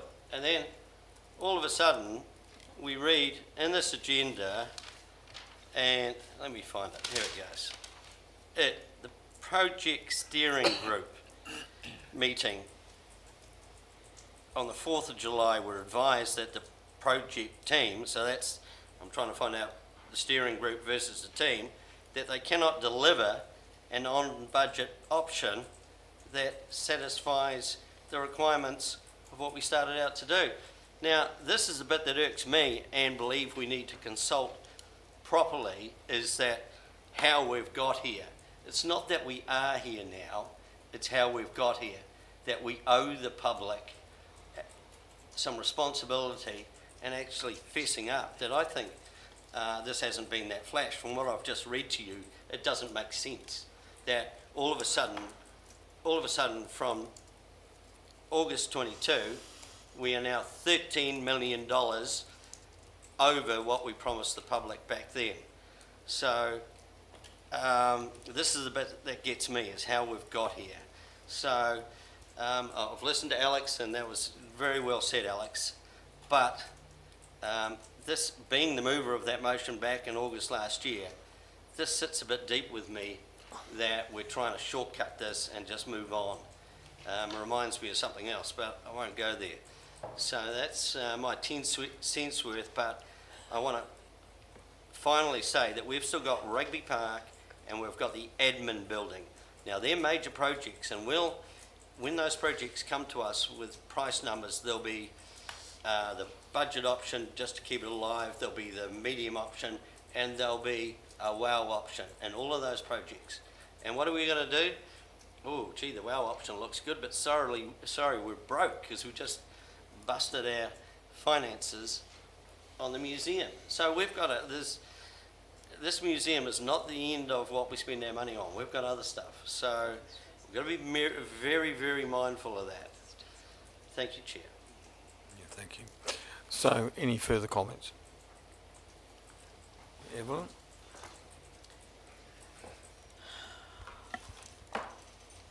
I think this is a terribly difficult decision that you have to make, but I also think that this is not a decision that is only going to impact the city for the 3 years of a triennium or the 10 years of a long-term plan. This is a 70 to 100-year decision. If we downsize, even though we will never, no matter how hard we try, have on display more than a small percentage of our collection at any one time. There's practical reasons for that. So that's not what the issue really is. The issue is that when the museum was closed in 2018, there was something that went out of our city. We've tried to do other things, and He Wakatoa is a useful space, but it is only a holding pattern. The storage facility is a storage facility. It's not an exhibition space. So this is what we're asking people. Do you want to see your stories told, and how well do you want to have them told? What is that worth to you, and what does that give you that feeds your soul, that makes you proud, that gives you something to talk to your grandchildren about, or your neighbours about, or your relatives who live in other places? What is that going to do for this city in terms of marketability, if you like?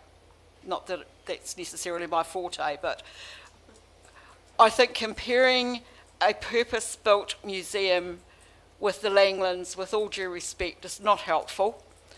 The requirements for each space are so different. So let's just look at the space that we are proposing to build that gives the people who live here and the people who visit here the kind of experience that we go to Te Papa for. Now, Te Papa's been open for 20 years. 25 years, something like that. I've been numerous times. There's always something new.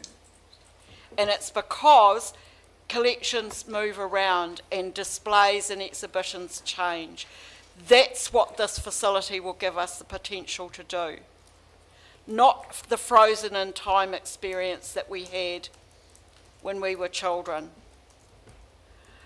I don't know what the citizens of the city actually think is enough, but I know every time we've done a big project like Splash Palace, there's been those that were excited and those that were disappointed and those who complained about the cost. But people still go there to swim. And some of the things that we put in Splash Palace as part of the experience when it was open are still part of why people go to Splash Palace. So let's encourage ourselves to think about how bold we can be, take option B out of the conversation and look at what we actually are going to consult on, which is how vital are the extra car parks, how vital is the Green Star, and do we still need to be 70-30 or could we moderate that? Because that's where you can save the money. But saving it on the size of the building or what the building can do in terms of events and things like that, I don't think is the discussions that we should be having. And that's, as everybody else has said, my 10 cents worth. And Darren. Thanks, Mayor Clark. I'm going to be surprisingly concise. Take it as read that you've had 40 years involvement with the museum. I may yet appear in it as an exhibit. Yep. If I can get through tonight. I tautoko what Councillor Crackett had to say and my learned friend Reverend Cook. I don't think the size option is something that should be compromised on, but there are elements around Green Star and car parking that can obviously look at where we can save money. The bottom line is there is an expectation from people to just get on with it. As much as there are people who will say, peel it back, or, you know, museums aren't their thing, and that's fine. Museums aren't everybody's thing. They are for a large portion of the community, but not everyone. We have been in a situation where the city will have been without that facility for what is almost an unacceptably long period of time. And make no mistake, there is going to be consultation fatigue, despite the fact that we will need to go out and do it. Because the general public will say, you've already asked us, just get on with it. And that's the bravery that we need in our decision making tonight, to get on with it. To look where we can cut costs along the way, but still give people not only the facility that they deserve, but the facility that they have been aching for.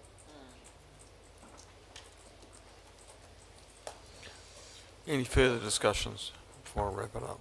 Yes, Leslie. Sorry. Yeah, I just want to agree with the speakers who have said that going out to consultation with any implication that we are asking our residents and ratepayers to give us a steer on the size of the museum seems entirely a pointless exercise. We have already consultated on that. We have had a very clear direction on that. In fact, the direction came back somewhere between what was then option 2 and 3. And if everybody remembers, I think it was option 3 was 4,100 square metres and option 2 was 3,500 square metres. And we have actually ended with a proposed building of 3,728 square metres. I believe one more square metre is now listed that is not on the particular overhead we are looking at. So it seems to me if we did go out with anything to do with the size of the building, that we would indeed have consultation fatigue in a big way, and we would get a lot of submitters who said, why on earth are you asking us again something that we already put in our opinions on very clearly? And in doing that very clearly, people did say very clearly they wanted it done once, they wanted it done right, they wanted a wow factor. Yes, people told us about some favourite things among our tonga that they would like to see in there, including the seal and the Victorian dresses. But fundamentally, the message we got back was, give us the wow factor, give us a modern, interactive museum that we will be proud to take our children and our visitors to, that will last for the next 50 or 100 years, that will be interchangeable, that will provide for the possibility of outside exhibitions taking place. I think some of our submitters at the time referred to some exciting exhibitions we had had from outside in the place, outside in the past, and that they would like to see more of. But nobody told us they wanted a total repeat of the old museum. Everybody pretty much said, give us the wow factor, show us something that's unique, that's educational, that is exciting, that will last the test of time. That's pretty much what we're now offering. So it seems to me that if we are consulting, the B that is listed here is really off the table. We are not talking about a pause in this project. We are not talking about reducing the size. We are talking about, to me, how much wow factor people want in the project. And if that means that people come back to us and say, eliminate the car park for the moment and eliminate Green Star, because we're not actually sure what Green Star is anyway. And we're not too concerned about the car park, because when we visit the museum, we're going to visit other parts of Queen's Park, and there are other car parking possibilities. That's valuable to us. What we need to consult on, if our decision is to consult, is the level of the experience people want to see, and whether people want us to spend $11 million to achieve that wonderful experience, or whether they believe we can cut corners. So Barry. if we're going to ask sorry. people for feedback, that's what we want to hear from them. Yep. Thank you, Leslie. Barry, last Yep, speaker. I totally agree with Leslie. We don't need to take that wow factor out, because it'll be just two big boxes.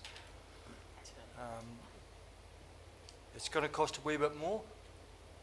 We'll sacrifice the car park, get rid of that award, doesn't matter. The public of Invercargill and Bluff will be really put out if we take the entrance away and just make it 2 boxes. Because it's not going to look even remotely the same. So, yeah, I'm for leaving that wow factor in there. So, So you're open to a motion? no, well, I'm actually going to suggest one, make it easy. So, we've got a range of recommendations in front of us, and we can work through them one at a time, but I think most of them should disappear. And I'm suggesting, based on what I've heard in the last hour and a half, 2 hours, that we should have 4 options to go out and consult on. One is the status quo, which means what we've got in place at the moment, which includes Green Star, includes car parking. That's one option, and includes a high level of digital experience as well. That's option A. Option B is to reduce the Green Star out, knowing that that brings down about $1 million. Option C is to remove Green Star and delay the car parking for a later date. And option D would be to get some feedback on whether we should reduce the digital experience at the expense of the more static stuff. I don't think many will go down that track, but I think we should ask the question because there's a lot of dollars involved there. So that's, I guess, what we should go out and consult with. And the second issue is that we need a motion to empower the Chief Executive to sign the nail up contract so we can get the construction side of the museum started. And that needs to happen this week, as he's about to go away, so he'll have to empower his deputy, who's still here, and Lee's away for some horrible amount of time in Britain, so very much need to get that ticked off before they go. I'll put motions to that effect. Sorry, Mr. Chair, can you just run through option 4? Your voice went very quiet at the point after Unlikely. you suggested that a third option was Remove leave Green out Star and delay the car park. And Yep. the car park, but then the option after that. your The voice option went after very that quiet. was really to get some feedback on what you touched on, Councillor, which was the issue of whether we have any, desire to reduce the digital impact that we've got. If you saw the presentation, I'm not suggesting we do, but we need to ask the question because that experience is a big chunk of money. Now, I'm quite sure the community will come back and reinforce they want that wow factor. And if you saw the presentation that we had a couple of weeks ago from the design group here, I mean, I got really excited when I saw what they were doing in that front end around the digital stuff, knowing that we still have a large piece of museum available to us to display other stuff as well. So A was all in. All in. B was Green Green Star. Green Star out. C was no car park at the moment. Green Star out and delay the car park. So it comes at a later date if we can afford it or we think it's appropriate. And D is to seek some feedback about that experience in the complex. Excuse me, Whether we point want of them- order. We haven't defeated recommendation 5 yet. Okay, for you to go writing that you're going to consult on this. I'll go through them one by one and delete those recommendations. We've got to recommendation 5. No, but hold it. What you're doing is you're saying that council's going to consult on this. Yep. But then if you're retaining 5, it's a contradiction. No, I'll go, if you want me to, I'll go through and remove them. So we do get to vote on 5? Yeah, we'll go through them one by one. Right. And we can take them out and people can object or not object. How do we know we're not going to be back here again? Sorry? How do we know we're not going to be back here again? Why would we be back here again? Well, blowout. A blowout, yeah. No, you heard what... I mean, is there accountability as to where we are now? Let me clarify that. I mean... Have you seen the construction world at the moment? Yep. Well, if anything, the things are actually cheaper at the moment. Correct. If you're building a house? You heard Sorry, what... Chair, could I, looking at those ones that you've put up there, you would have to be able to do B, C and D, actually C and D, to bring it back down to close to budget. Yep. So you really need an option, I think, that does that. So I think D becomes reduce the digital aspects and experience as well as option C. Okay. Yep, So thank D's you. got to include option C, so you've actually brought it down. That it means that when people submit, they can submit an option, it brings it back to very close to the budget. Yep, thanks for that. In response to Alan's question, you heard Lee say before that most of the costs, if we get in early, will be fixed. So we should. Are you nodding there in the background? Most of the costs will be fixed. So we're looking for now to be a fixed price contract. It'll have some potential for variation, but it will tie in the cost so we know where we're heading. Am I right to suggest that? Lee? No, just nod or shake your head. Yep, that's fixed cost. Alex?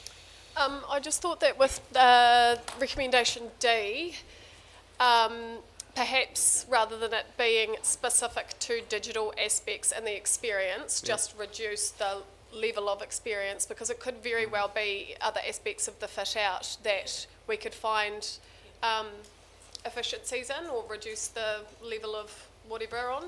It doesn't. I don't think tagging it too specifically digital is... Why I asked I disagree, because there just is nothing else that you can... I mean, the digital's, was it 13 million? There's nothing else that even comes close. No, that's the experience, not just digital. Yeah, but I mean, if in lay terms, when we started off, we gave a brief to Lee and many other staff members that we wanted a 70-30 split. 70% to be interactive, forward-thinking, digital, and the other 30% was more static, like we've had in the past. And I don't mean the Victorian clothes, but we've got space for that as well. The cost is in the digital footprint. But it's not in the digital alone, and I just want us to get into where's an the area other where we areas for ring cost? fence it. You could take out the foyer, you could take out the walker. I mean, I think we've generally decided we won't go down that track. Then you're into cafe, and you're into educational stuff for the children. Mr. Chair, if you'll forgive me. That's fine. Mr. Chair, if you'll forgive me coming in here, I think what might be helpful, rather than the digital aspects, is alter the 70-30 digital, non-digital split as proposed of the experience. Because at the moment what we've got is a 70 digital, 30 non-digital. Yep, got that. Do people want that altered to 50-50, 60-40, whatever? Yep. Then we're giving the public the chance to come back to us and say, yes, we're really excited by the digital aspects. Yep. We'd love to see that as it is at Te Papa or overseas museums or whatever. Yep. Or possibly, no, we would prefer to see a lot of the old exhibitions back in place and less digital. So I just think it's a sort of rewording to say that option 4 is reduce the 70-30 digital, non-digital split of the experience. I'll do a sales pitch on that. Yep, Alex? I think that's closer to what we're talking about. Yeah, I concur with Councillor Soper, but I just had one more question. And I had to have a little bit of a giggle before, because if not to illustrate my fact, when I said that I was going to when I said that I was saying my 5 cents, Councillor Pottinger just went then on to say that he'd said his 10 cents, which, escalated and compounded quite quickly. Was it budgeted for? Well, yeah, then on to 50 cents. The question that I wanted to ask, just to reiterate, I suppose, before we do get into voting on the motions, was will we be having that conversation around what we could do to offset some of the cost of this to the ratepayer? Yep. Because I think that's really important for the storytelling. Yep. We're not just saying, hey, look, we're going to take another 10, 12, 18, whatever $1 million of Yep. you directly out of your pocket. Yep. We're looking at exploring X, Y, Z to offset this. Yep, definitely. Right? That would be Cool. my Thank you. expectation, that we have Thank you. the options that are available to us to fund each one of those options. So if we putting in front of the community option A, then we should also say how we're going to fund it. And I don't have any tolerance, it's up to other people as well, but I don't have any tolerance to talk about increasing debt or increasing rate increases. We've got to find other ways, for sure. There's no tolerance for rate increases at the moment. Michael? Just as you're going through your options, Chair, I think you might want to consider you need to have a preferred option to go out to consult. So Yep. you might want to think Yep. about that when you go Yep, through. coming to that, just also need in there, Michael, the issue of authorising. Chief Executive. Yep. Yep, so I'll work through the current list of recommendations now, and we'll vote on them separately, because as Rangi quite rightly says, we've got to remove some before we can insert some. So, bear with me as I go through them. The first one is just to receive the report that we've been discussing today. That's a reasonable thing to do that. Yeah, and your partner in crime, Darren. All those in favour? Aye. Carried. Second one is to approve option A, Rev 1, option A, Rev 2, and option B for consulting. I will recommend that we remove that recommendation. I'll second. Second to Tom. Any discussion around that? Just a small point. Sure. It's not been put, so there's no need to remove them. They were just struck out. Okay. That's really helpful. That means that I can strike down all the rest. Is that what you're saying? For lack of a mover and seconder, all the rest could lapse. Okay. No, I'm going to move option 5. 5. If you're going to just start striking stuff, I don't.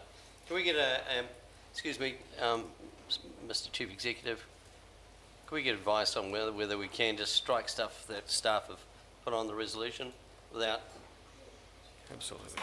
consent, without? Absolutely, I can give you the advice through yourself, Chair. It's the council's decision in relation to what the end recommendations are. There's nothing being moved or tabled that actually puts these on the table at this point. So you're still going through deciding what those recommendations are to go through a move and seconder for a motion to actually vote on. So currently, the only ones I'm aware of that you've got to any position to is the first two. So until such time, if you've got a mover, a seconder of a motion, there's nothing on the table. They are the staff's proposed recommendations, so that were put up. So say I, for example, say I wanted to move resolution 5 and council decides to pull it before that time, how does that work? Well, you do have to get a seconder. No, I don't mind if there's no seconder. Well, then But it would just lapse. no, that's fine. No, that's okay. No, it's not from, that's different to striking it. The problem with recommendation 5 is that it refers to the approved options of 2A, B and C as above, and we've already taken those off the table because we have said Well, no that's- to recommendation 2. So we're suddenly changing the rule book. No.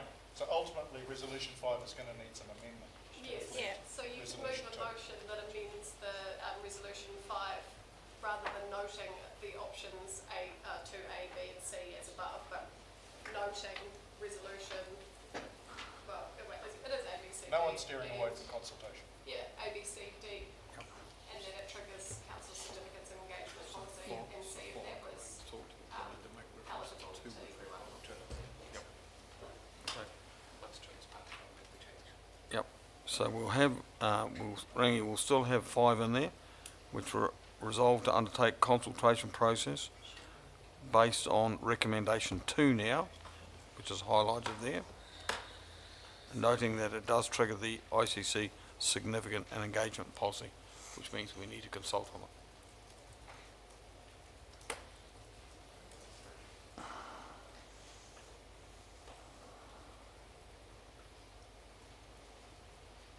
Now, the other issue for us is to decide on, in resolution 2, or is that we've got to have a preferred option there. Open to discussion on what that should be. Option C. Yeah, I'll do Option C. So we've all got that, so.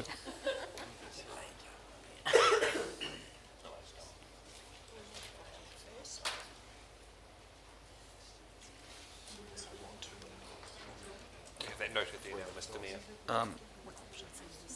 From my perspective, I'm more in favour of option B, but I'm open to a vote on that. I think if we're going to do it, we should get the car park done as well. So it's been, option B has been moved and seconded and also thirded to be council's preferred option, so you can put that now by way of, I would probably suggest, Mr. Mayor, a show of hands for something. Michael, sorry, I'm not sure what you're saying. So, sorry, I was saying, there has been a motion put suggesting option C, option 2C, is to be the council's preferred option. Has been moved and seconded, so the mayor is entitled as chair to put that motion to see if that is the preferred option of the council.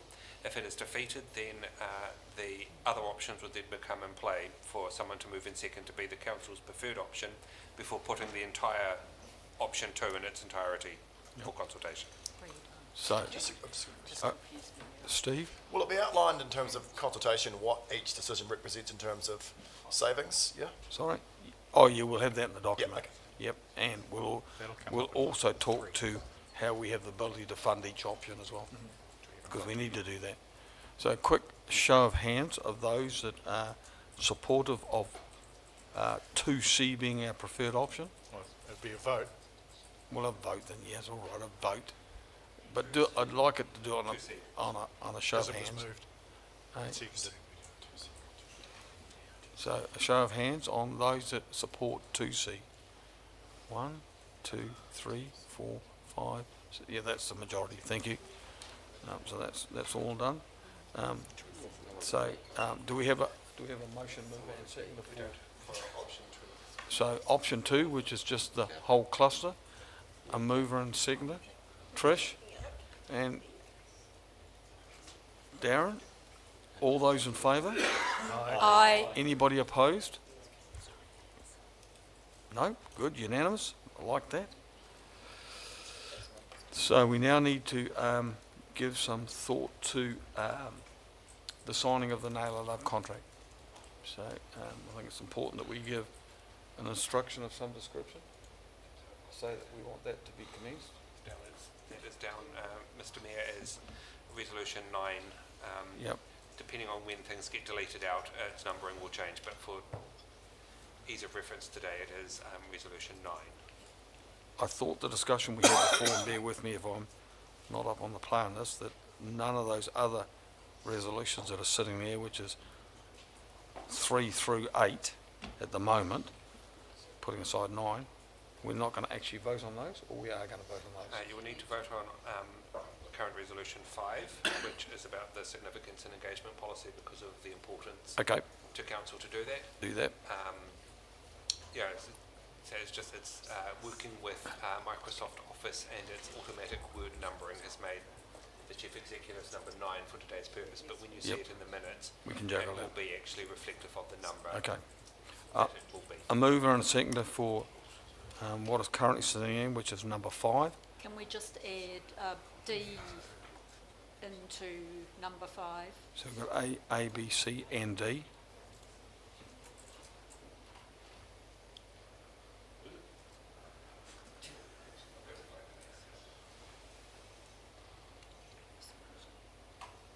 Take out 2.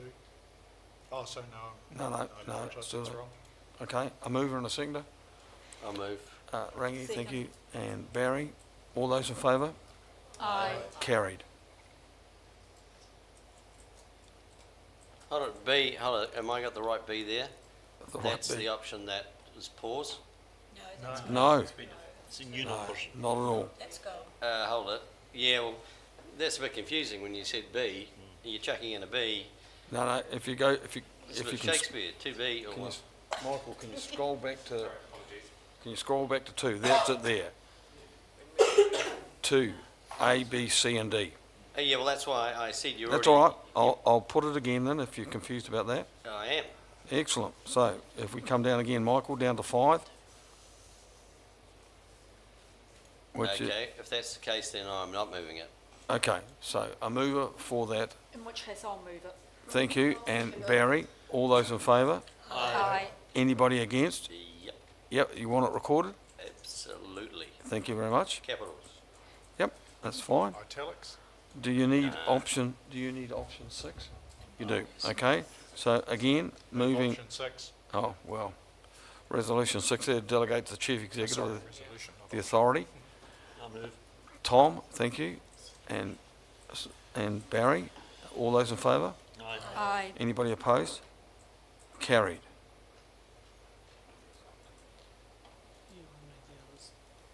Don't know, we need the next one, do we? Yes.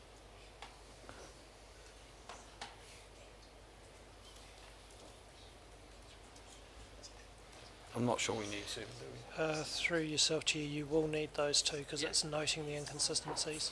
Okay, That's right, it's, we have to note the inconsistencies. all right, I'll move 7 and 8. thank you. A seconder? Seconded. Leslie, thank you. All those in favour? Aye. Carried. Anybody against? No. And the final one, approve the chief executive to sign the Nail Love construction contract. Trish and Peter, thank you very much. Could we just, for the people who are still on live stream, have the assurance that the Naylor Love construction contract Yes, is solely a construction contract Correct. for the building yep, and does not affect what we are consulting on? correct. Are we okay with that, Lee? So they are, that contract a design and build, or is it just the build? Yeah, yep. Just to be clear on that, because, Just needs the public who are listening to hear. yeah, I understand that. Please. Yeah, simply the preferred council option of 2B is exactly what we have a price for, and we'll be entering into contract for that. So we'll be awarding a contract not for items that are to be consulted on. Yep, okay, got that. All right, a mover and a, Michael? Just looking at that, we'd need to make sure that that reflects, because you've got 4 items being consulted on. Yep, You do need to mention Chief Executive to sign the Nail Love contract for the, I'm trying to think how to word it in relation to, it's in between there in relation to the fact that you got your 4 consultation options. sure, yep. Um, So I guess Just the pause there, Nail I'll Love just- contract needs to include a variation clause that allows for the consultation feedback.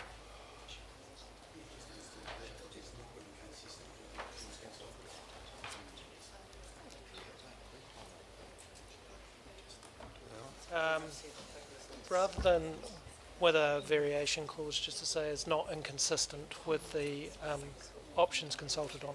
Okay, That covers off in relation to what you're trying to achieve. okay.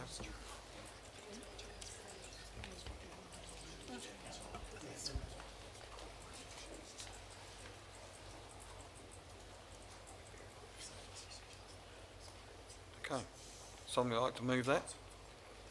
Can we, Oh, Can had we your hand up just- to the mouth? sorry. That's just Darren and Tom? can we just take a minute to read that? Sure. Just to make sure it covers the bases. Yep.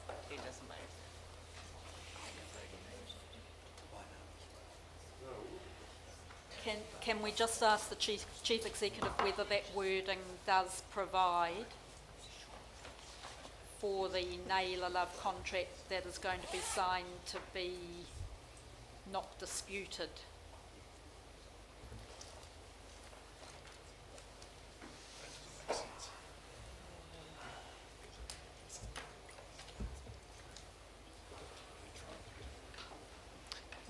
Please repeat that wording, please, councillor.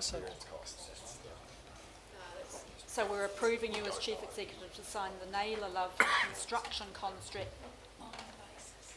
yeah, for the building only, Yep, being not inconsistent, right, that seems more satisfactory to me. yep.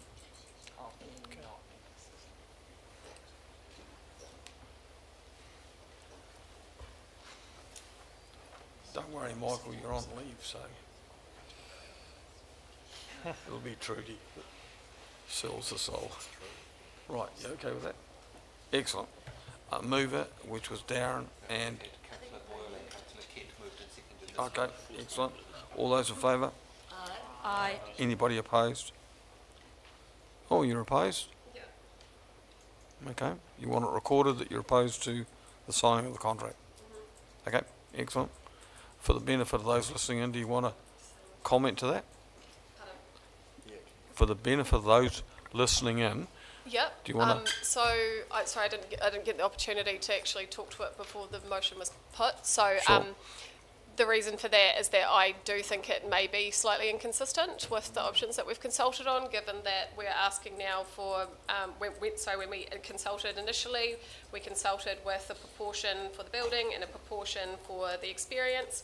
It's the experience and the building portion of that is the escalated the cost, therefore it is slightly inconsistent with the options that we consulted on. We're not only now consulting for the experience portion, we're also consulting for the build as a whole. Let me clarify, and I'll get Lee to clarify as well. Two things. I don't think in options 2A, B or C and D we were interfering with the building at all. It was all to do with those experience and add-ons. So it's what you put in the building and what sits around the building, be it car parking, whatever. Yep. The other Which issue... is exactly my point, Mayor, Yep. Clark, because that is exactly my point. It doesn't affect the building itself. We're still going to be able to build the building within the envelope, but we said we would do a proportion of experience based on the total amount that we consulted on, and now some of that is going to be absorbed by the building itself. So it is somewhat inconsistent with what we consulted on, and I just wanted that noted and didn't think that it was... We're going to get less experience if we don't get that additional funding from the community. If they say, no, sorry, we don't want that, and we have to pull back on the digital experience, it is inconsistent with what we consulted on in the first instance. I'm not sure about that, but anyway. So Lee, I'm happy to just let the motion yeah, input. that's okay. That's all right. I'm happy to Lee, let that, just but to, that was just to that's my clarify, point. you have variation clauses in place with your contract that allows for some modification based on the feedback we get. Just to clarify that the contract that the Chief Executive will be entering into is for the build component only, not Yep. the experience component. You're obviously going to consult on the experience component. That is a separate budget, so we have two budget pots, so we can be clear about that in the consultation document too. So just want to clarify that if when you go out for consultation and you get a result from your consultation, say for example, hypothetically, you approve a car park, that'll be awarded to the Nilla Love through their contract as a variation to build that car park. Likewise, when we award the contract to do the experience build, which we haven't done yet, we'll be able to set that depending on what the consultation outcomes are. So, so the build component doesn't affect the experience budget. They're two separate budgets. Yeah. Yes, I agree with you. You know what I'm saying, eh? Yeah. Does that answer the question? Hey? Does that help with the question? There was no question. Well, Okay, just clarify. Rangi? Just on A, sorry. The risk, do we need to note the risk for potential judicial review that may be triggered by someone who believes we have failed to act according to our significance and engagement policy? Do we need to note that, or? Well, no. No, I just asked the question. Yep. I think we've worked through a reasonable process today, and we've taken advice. All right? Yep. And we are consulting. Yeah. Well. Hard work. That's okay. If somebody wants to go down that line, they go down that line. Okay. So that brings us to the end of that. So we will move shortly into PE, and we have some very short business to do there. Just as a final comment, at the next full council meeting in August, I will expect this paper to come back, whoever it is, somebody, so that we can give some thought to the risk factors that have been thrown up in this report. Probably too late in the day now to be doing it, given it's 7:30, and because there are quite a few risk factors thrown up, and we should be considering those and not just letting them get lost in the process that we just worked our way through. So, Michael, if you can arrange for that to come back, that would be great. Somebody like to move, we go into PE? Grant and Barry, thank you. All those in favour? Aye. Carried.